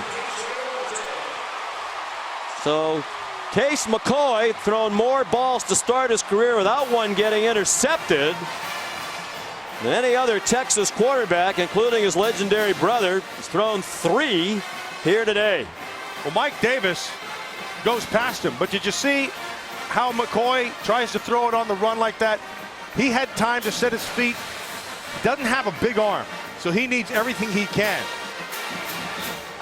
Doesn't get anything on it, and it turns into a pick. It's turning into a nightmare for Case McCoy. Sophomore. 4 turnovers, 1 shy of the 5 they had in their rout at the hands of Oklahoma in the Cotton Bowl. Now a chance to bust it open. Ganaway into the secondary. And powering out to the 45-yard line. 26-yard run. Emmanuel Acho the tackle. Yeah, let's go back and look at McCoy. He buys some time. Now he steps forward, does not set his feet whatsoever. He had the time. He just needs to square his shoulders. Because he doesn't, he underthrows it, and it's a pick. Another 100-yard rushing game for Ganaway. Griffin zings one. Caught for a first down. Tevin Reese, his first catch of the day, 46th of the year. They have 5 outstanding wide receivers. And they pick up the tempo. Ganaway, a hard-earned couple, wrestled down by Alex Okafor. Leading rusher in the Big 12. Ganaway now with his 5th 100-yard game of the season. Yeah, we've been talking about, the Heisman candidacy and all that with Robert Griffin III, and it's legitimate because he's a legitimate player. But the biggest point is he's got a lot of guys around him. It's a talented team. Pass broken up by Carrington Bindum. Really had a terrific sophomore season at cornerback for Texas. It was intended for Lanier Sampson. And with an eye on that, Matt, we talk a lot about Griffin being a candidate for the Heisman. Most think it's Luck, Richardson, Griffin. Right. He's had a good day, but if you're really looking at wow voters, I don't think he's done that, at least not yet today. No, and then it's gonna turn into, like right now, this is a big play right here, and there it is, and he made it. He's on target. First down. Down to the 22. It's a Terrence Williams, a 19-yard reception. Sorry, Sean. It's a big play because they have an opportunity to blow this thing wide open, and he makes it with his feet. You see that? Just a fake, pulls it back down, keeps his eyes there again, and can create. More than 10,000 yards passing now for Griffin, adding to his school record. Boy, Gideon's been a much better tackler here in the second half. He came up and splattered RG3 near the 18-yard line. One thing about Griffin, you can see that track speed. And he says he's about 15 pounds heavier than when he was running. No, actually 25 pounds heavier than when he was running track. He's 221 now. He competed in the hurdles his freshman year, finished 3rd in the country at about 195 pounds. Keenan Robinson stops that play for no gain. Over 10,000 yards passing. He's over 2,000 yards rushing. Only 4 quarterbacks have ever done that. More than 9,000 yards passing and 2,000 rushing. Griffin, along with Dan Lefevre of Central Michigan, Colin Kaepernick of Nevada, and a guy named Tim Tebow. You might have heard a little bit about. I've heard of that guy.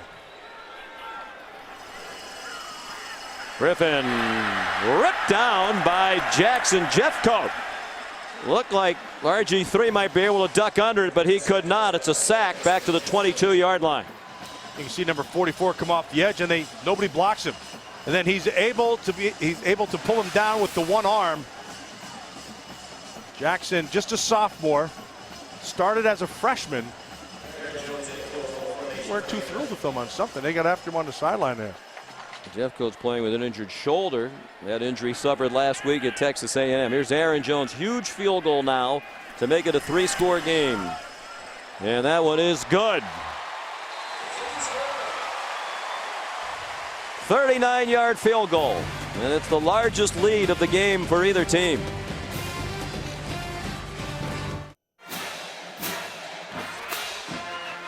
Coming this February to ABC. Don't miss the series premiere of The River. When a famous explorer goes missing on the Amazon River, his family goes on a dangerous search to find him. From executive producer Steven Spielberg. The River premieres Tuesday, February 7th on ABC.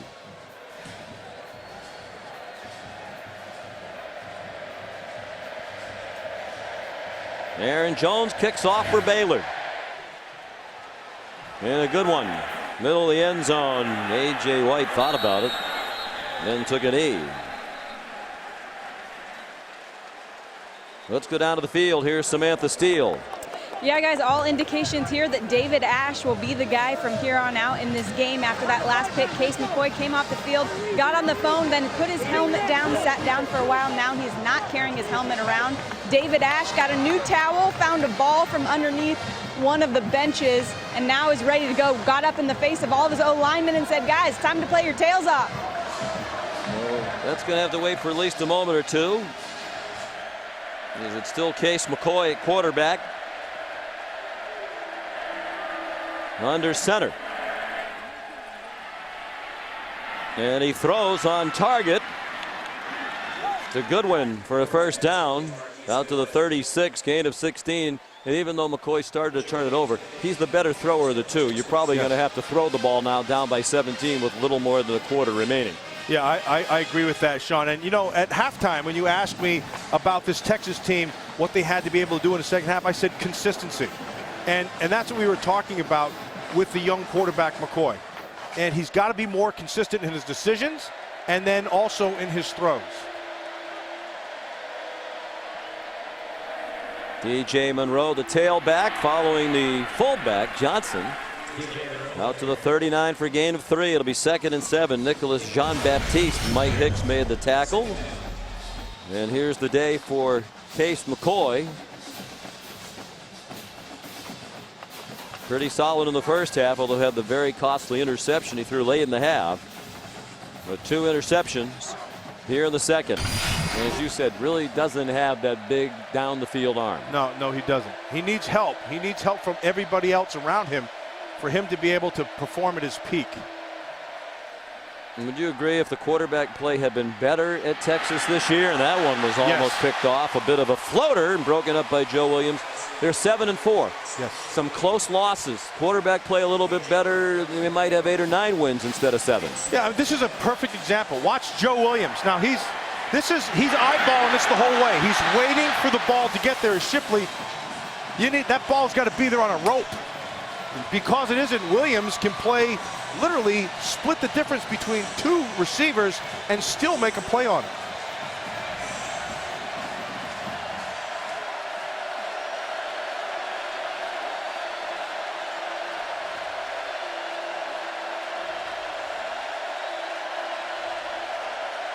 Likely to be the final play of the third quarter. 3rd down and 7. They need to convert, and they do. On a catch by Marquise Goodwin to the 48-yard line. And that time, he set his feet and was right where it had to be. 3rd quarter dominated by Baylor. They led by 3 at halftime. They lead by 17 as we go to the 4th in Waco.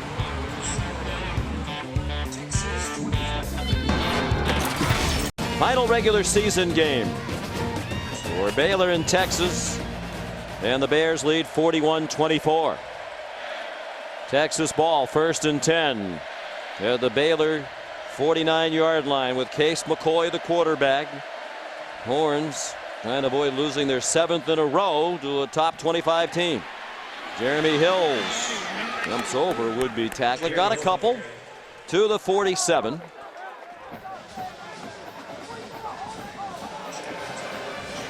Texas Longhorns, that's an amazing statistic. Last year, they were 2-6 in the Big 12 in a miserable year for Mack Brown and the Horns. They're 4-4 in conference play entering this one. If they end at 4-5, it'd be the first time they've had back-to-back losing seasons in conference play since it happened 4 years in a row in the late 30s. Baylor with so many milestones still to achieve, including the first 9-win season since 1986. Johnson down to the 42, trying to beat Texas in back-to-back years for the first time since 91 and 92. They're trying to have their first 5-game winning streak since they started 1991, 5-0. They've won 4 in a row coming in. Sean, you can't say enough about the job that Art Briles has done in his recruiting, in the way he runs his offense. Just this whole thing has gotten bigger and better every year he's been there, and I believe it's going to continue to be that way. It'll still trend. McCoy on the rollout converts another third down to Jackson Shipley. When Art Briles came here from the University of Houston, they'd had 12 consecutive losing seasons, and he had to convince top players like Robert Griffin III, who had committed to Houston and then changed his mind and came with Briles to Baylor. He had to commit those guys to be a part of the change, to believe and have faith. When Ahmad Dixon, the highest ranked recruit they've had here in decades, signed on, they'd had 14 losing seasons in a row after they were 4-8 in each of Briles' first 2 years. But they've gotten to the point now where, you know, not only is it faith, now the recruits they're going after now know that it's been done. Yeah, they can just make it better. There's substance there. There's bowls. You know, there's a couple of pelts up there that you can look at and say, hey, this is pretty good.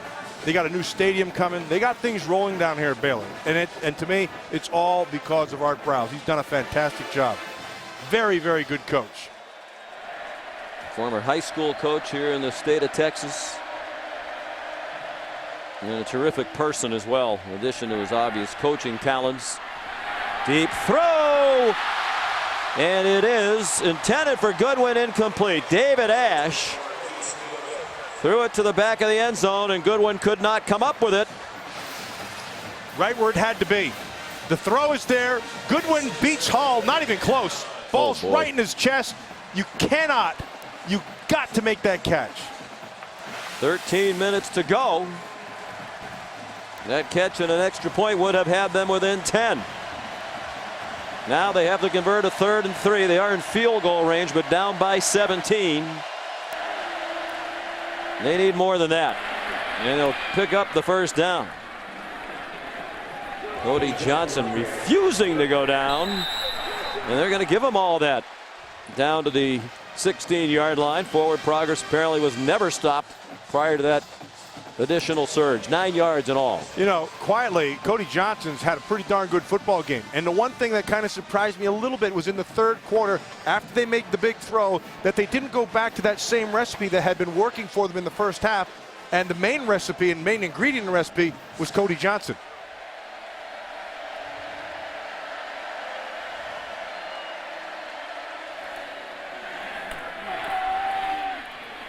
Jeremy Hills got a yard to the 15 before he was driven back. And you see the impact of that drop ball, Matt. 13 minutes when it was dropped by Goodwin. And even if they punch it in and get 7 here, the Longhorns will have used a lot more time than they should have needed. Goodwin's played himself a pretty good game, but he's going to kick himself for making that drop. Obviously, it's not something that he wanted to do, but that's about concentration at that point. They haven't been great scoring touchdowns in the red zone. Here's Jackson Shipley taking the snap, then the inside handoff to DJ Monroe, and he slices down to the 8, a yard short of the first down. KJ Morton made the tackles. They lined up the wide receiver Shipley in the shotgun. He gave it to Hills, who gave it to Monroe. And Cody Johnson helping the case there with a block. And so a big 3rd down, and Sean, I've got to think that this got to be 4 down here when you're down by this much. Well, they are 3 scores down. They also might want to be a little more quick to the line of scrimmage and quick to get it snapped. Play clock down to 9. And Johnson did not get there and lost the football. Baylor has recovered. Dixon came up with the fumble. There are flags on the field.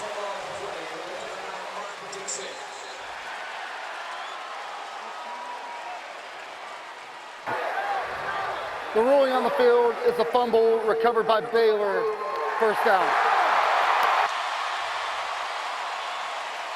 Ahmad Dixon, who committed to Mack Brown and the Texas Longhorns while he was in high school, committed to them verbally for about a year, then changed his mind, stayed home in Waco to help with this turnaround. Terrence Lloyd helped rip it out, and Joe Williams did as well. I don't know, his knee may have been down there, Sean. They'll certainly take a look at it in the replay booth. He still has possession there, and his knees are down. Yeah, that will probably be overturned. Now, there was a flag after the knee was down.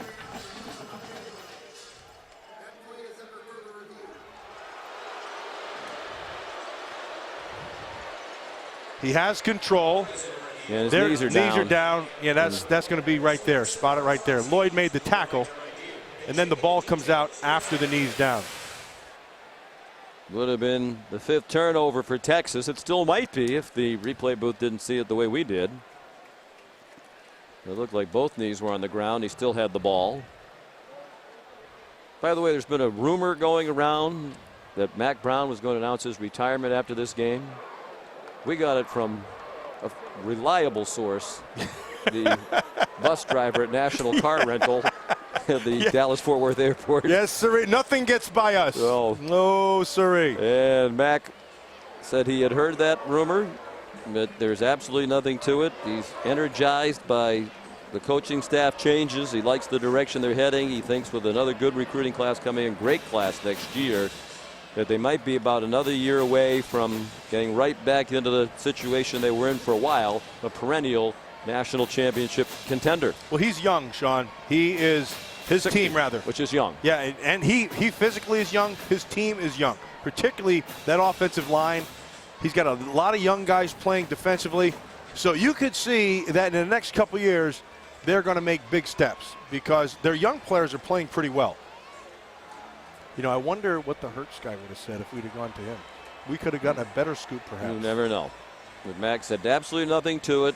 He's even communicated with the parents of the players that he's not leaving.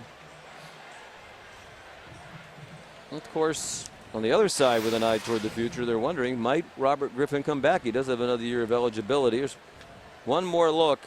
Look to us like he's down with the ball still in his arm. After further review, the ruling on the field stands. Whoa!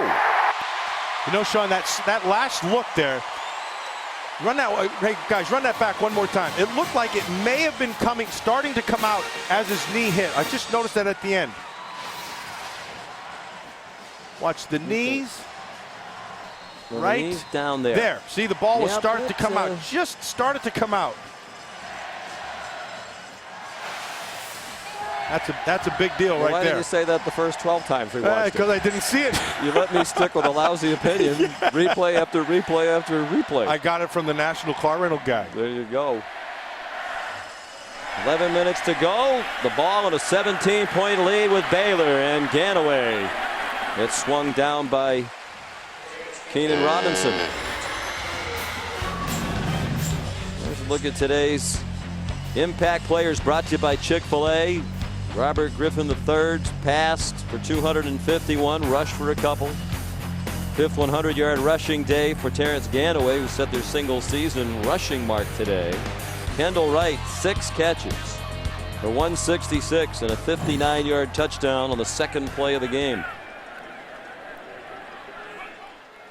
And those are typically the impact players. On offense for Baylor, Ganaway dropped for a 1-yard loss by Jordan Hicks and A.J. White.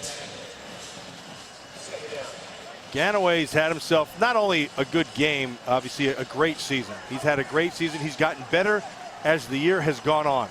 He also catches the ball pretty well out of the backfield. Pretty versatile and a big man. Senior, 240-pounder out of DeKalb, Texas. Started his career at the University of Houston. His mom died. He was distraught. Dropped out of the University of Houston, went home for a year, then went to junior college, and then came here to Baylor. On the crossing, it's Terrence Williams to the 38-yard line. Ganaway realized with the encouragement of friends that his mom wouldn't want him to sit around and mope, get back to the business of getting an education and playing football. How do you size him up as an NFL prospect? Yeah, he's got it. He's got what it takes because he can be physical inside. He has enough speed to be able to get to the edge, but he's an inside guy. What you want to see him next is in his protections, because at the next level, every back has to be able to protect. Crowd chanting RG3 now. Ganaway gets two more. Emmanuel Acho took him down. Here's a look at the day for Ganaway, including an early 20-yard touchdown run that made it 14-0. The thing that I like about him is his feet in the hole. And what does that mean? There's a point of patience for every running back. And when you get it, you have to be able to move your feet to get to the next level, and he does it well. Griffin throws right, tried to catch it with one hand. Kenny Vaccaro made the tackle. And so, Sean, I guess the point that we've tried to make here, and hopefully I can sum it up the best, is this offense is not just about Robert Griffin III. You have Kendall Wright, who's a playmaker. You have Terrence Ganaway, who can make plays. You have Sampson on the outside, who can make plays. Salubi comes in, and he does some good things. So there's a lot of good players on this team offensively that contribute to the big picture. And Manny Diaz, the coordinator for Texas, said their receiving group looks like a 4x100 relay team. Here's one of them, Lanier Sampson. Coaches call him Granddaddy. He's the grizzled veteran, provides a lot of leadership in the locker room. 19-yard completion to Sampson. And another first down. And another crossing route. And remember, crossing routes take a long time to develop, which means your offensive line is doing a nice job of protecting.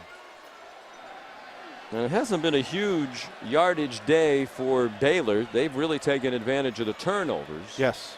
For some short fields. They've averaged 8.6 yards per play. They've hit a couple of home run balls. But it's a team that's averaging 577 yards per game. They're going to come up well short of that today. Ganaway to the 39 for pickup of 2. Tomorrow night on ABC, don't miss an all-new episode of Once Upon a Time. Every legendary hero has to start somewhere, whether it's slaying dragons or fighting for their one true love. Experience the real story of Prince Charming Once Upon a Time tomorrow at 8, 7 Central on ABC. And even though they like the up-tempo, Robert Griffin III winding the play clock down wisely with a 17-point lead. And they blitz him and don't get there, and he's going deep for another touchdown to Terrence Williams.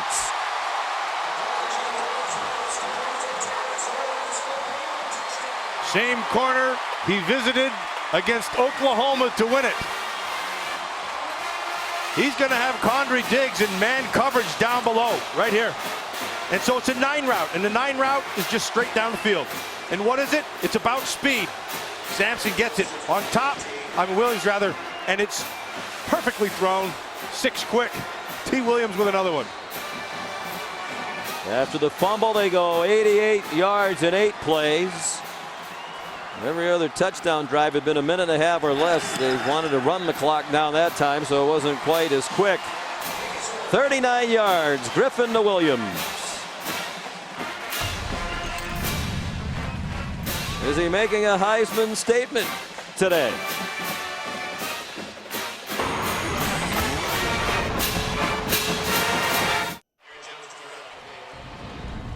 Here's a look at today's Pacific Life game summary. Midway through the 4th quarter, Baylor pulling away. Their last 5 possessions, 4 touchdowns and a field goal. Griffin up to 339 total yards. Ganaway 134 yards rushing. And Texas has killed itself with 5 turnovers today and 12 penalties. You're not going to beat an excellent team like Baylor when you do that. Baylor has gotten better as the season's gone on, and that's good to see. That's good coaching. They're a very good team. DJ Monroe brings back the Aaron Jones kickoff. Midway through the fourth quarter, 48-24, Baylor.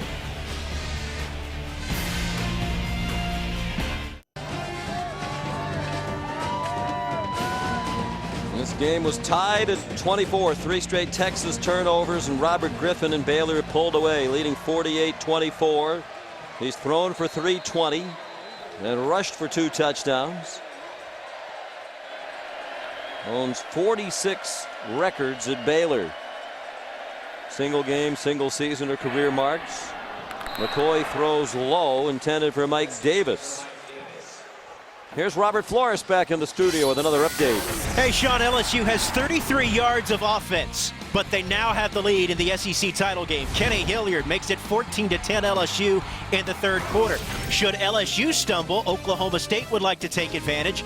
But coming up tonight at 8 o'clock Eastern, they take on Oklahoma on ABC. Cowboys have lost 8 straight in the game that they call Bedlam. Well, favored to win tonight. Jeremy Hills takes the pass out to the 34, which, by the way, this is the first time in the last 17 meetings that Baylor was favored to beat Texas. And over the years, Mac Brown not only has come to Waco and won, but his Longhorns have hammered the Baylor Bears. But it is a new day in the Baylor football program. McCoy throws, wide open receiver is Shipley across midfield. Sam Hall made the tackle.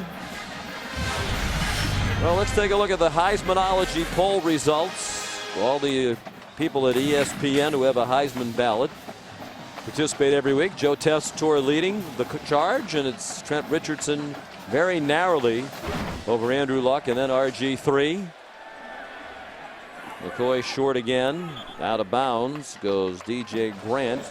And there are other dependable polls. Chris Fowler showed you some of them on game day this morning that have those top 3 in different orders, but generally it's those 3 with a little bit of a gap down to Barkley and Keenum. Keenum didn't help himself today when Houston lost. I think the dark horse there is Barkley. I think he's had a fantastic year. When you watch him on tape, he does a lot of things really well. Right here, Robert Griffin III. You can't ignore what he's done. He has played at a high level. But having said that, he has more help than does Andrew Luck. When I watch him, Sean, we watched him. We had the pleasure of watching him perform earlier in the season. And when you watch that offense, you watch the receivers do not dazzle you. I mean, yeah, they don't have any. I mean, it's a tight end based offense, and they have a solid runner. But really, that's a running offense. That's what they are. And then here comes Andrew Luck, who can make some plays. And so when I watch this Baylor team, not to take anything away from Robert Griffin III, fantastic player, but he's got a lot of help outside, which we've documented today. Yeah, as you were saying, you give Andrew Luck this receiving core, the wide receivers, and you wonder. McCoy on 3rd and 5, another first down to Mike Davis. He gets banged down at the 35-yard line by KJ Morton. Well, I don't believe you have a vote. I don't want to misspeak, but I think I would know if you were a Heisman voter. No, I'm not a Heisman voter. If you did, who would you vote for? I'd take Andrew Luck. And then, again, that's not to disparage any of the players who are playing out there because, hey, there's some fantastic things going on out there. This guy here, RG3, had a great year.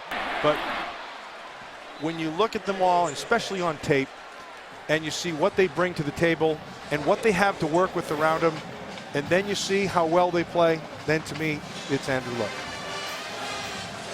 And it is supposed to go to the best player in college football, and I think ultimately that's the judgment you have to make. It just can't be who had the most impressive stats.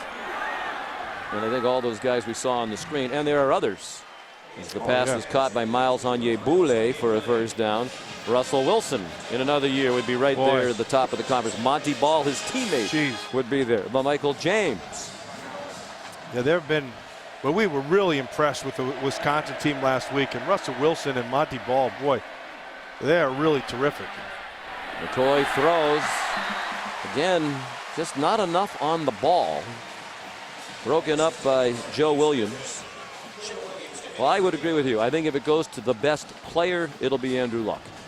And I would agree with almost everybody who I've heard evaluate him with an eye toward the future. Andrew Luck is going to be a Peyton Manning type star quarterback in the NFL for a long time.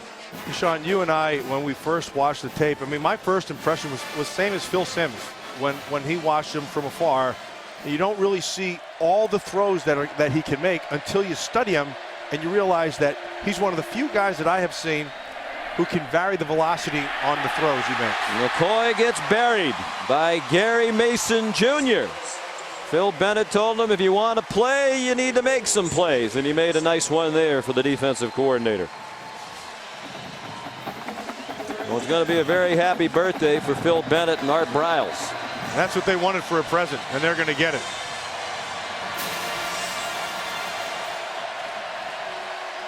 Third down and 17. Only a three-man rush. Shipley got walloped and lost the ball. And they're going to rule him down, I believe, at the 13. Yes, they are. That would have been turnover number 6. Now this Texas team, boy, they've gotten beaten by a better team. Ooh, but they've boy. also beaten themselves. That looks like a fumble to me. Also was a shot in the head. Sam Hull, 25, getting in there, and as well as Ahmad Dixon, who's played a really good game today. Dixon's played well, as has Hull. We're going to review it. I'm surprised they didn't throw a flag on that. Yeah. For Dixon. Well, the timeout has been called by Texas. Apparently they are not reviewing it. 4:15 to go here in Waco.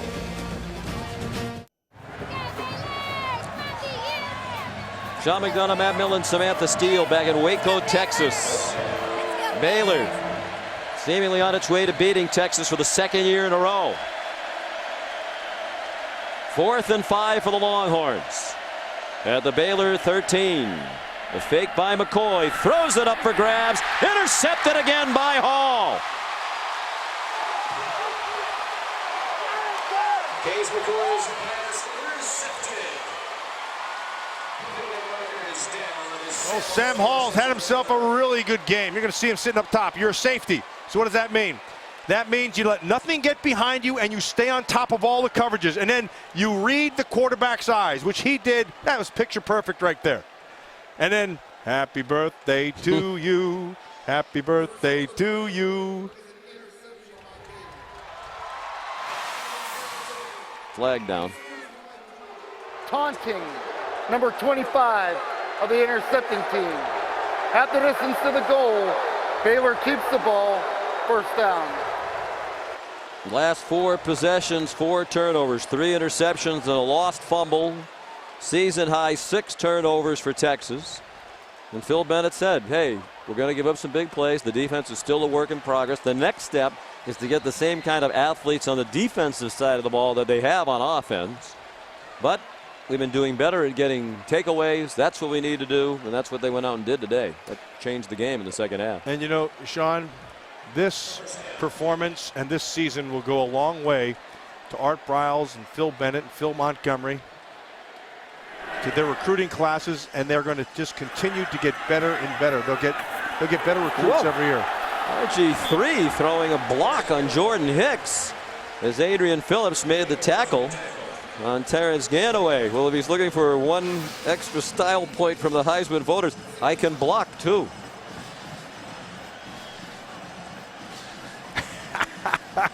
I got to tell you, now I said this earlier in the telecast, and I'm going to say it again. Rarely do you see track guys, and I don't want to kill them, okay? But rarely do you see track guys who have real good toughness. And usually, you know, they kind of back off a little thing. This kid here, he's a football player who happened to run track. Well, that kid, guys say, rarely do you see football players like Matt Millen who can run fast. Yeah, well, they would be right. Enough. Crowd wanted a horse collar on that last play. Griffin runs. A little more stat padding here in the final moments. More importantly, it's a first down for Baylor. Bedlam tonight. We've been looking forward to it all season long. LSU still in a dogfight with Georgia today. Hoping are the Cowboys for a Bulldog win. Perhaps open the path to the BCS championship game. 106th meeting. Oklahoma State, two schools separated by only 85 miles tonight. We will look forward to watching that one. That'll be a good one. A lot of offense. The team who plays the best defense will win. Dan away. Ahead for a 2-yard gain. Tonight at 8 Eastern time. Oklahoma State, just that one loss, but it was so costly at Iowa State on the Friday night a few weeks back. You know, Sean, the interesting thing with Oklahoma defensively, they have enough people, and they have the people to be able to perform at a high level. But what's really hurt them has been themselves. They have made mental mistakes. They've blown coverages. They've not been on the same page.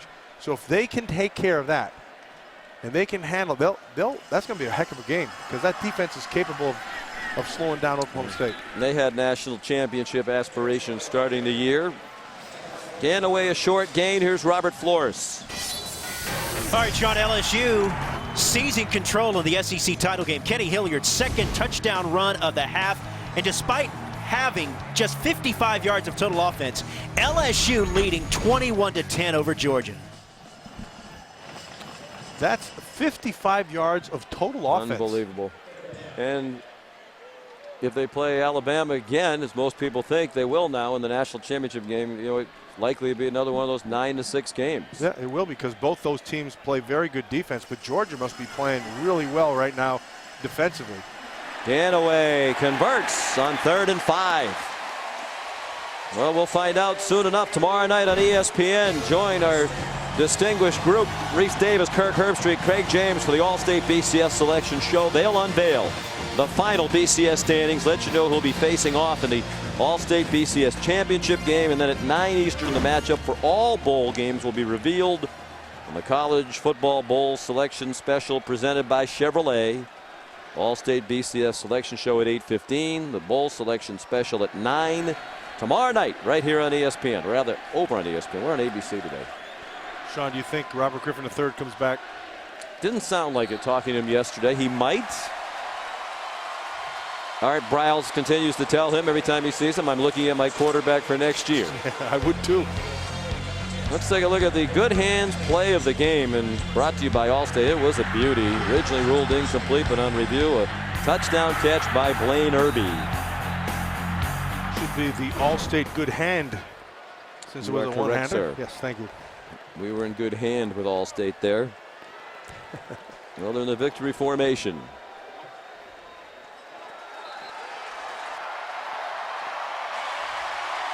So Baylor completes just their 3rd perfect home season. 7-0 here, 9-3 to end the regular season. First 9-win season since 1986. If they win their bowl game, they'll match the school record for wins in a season.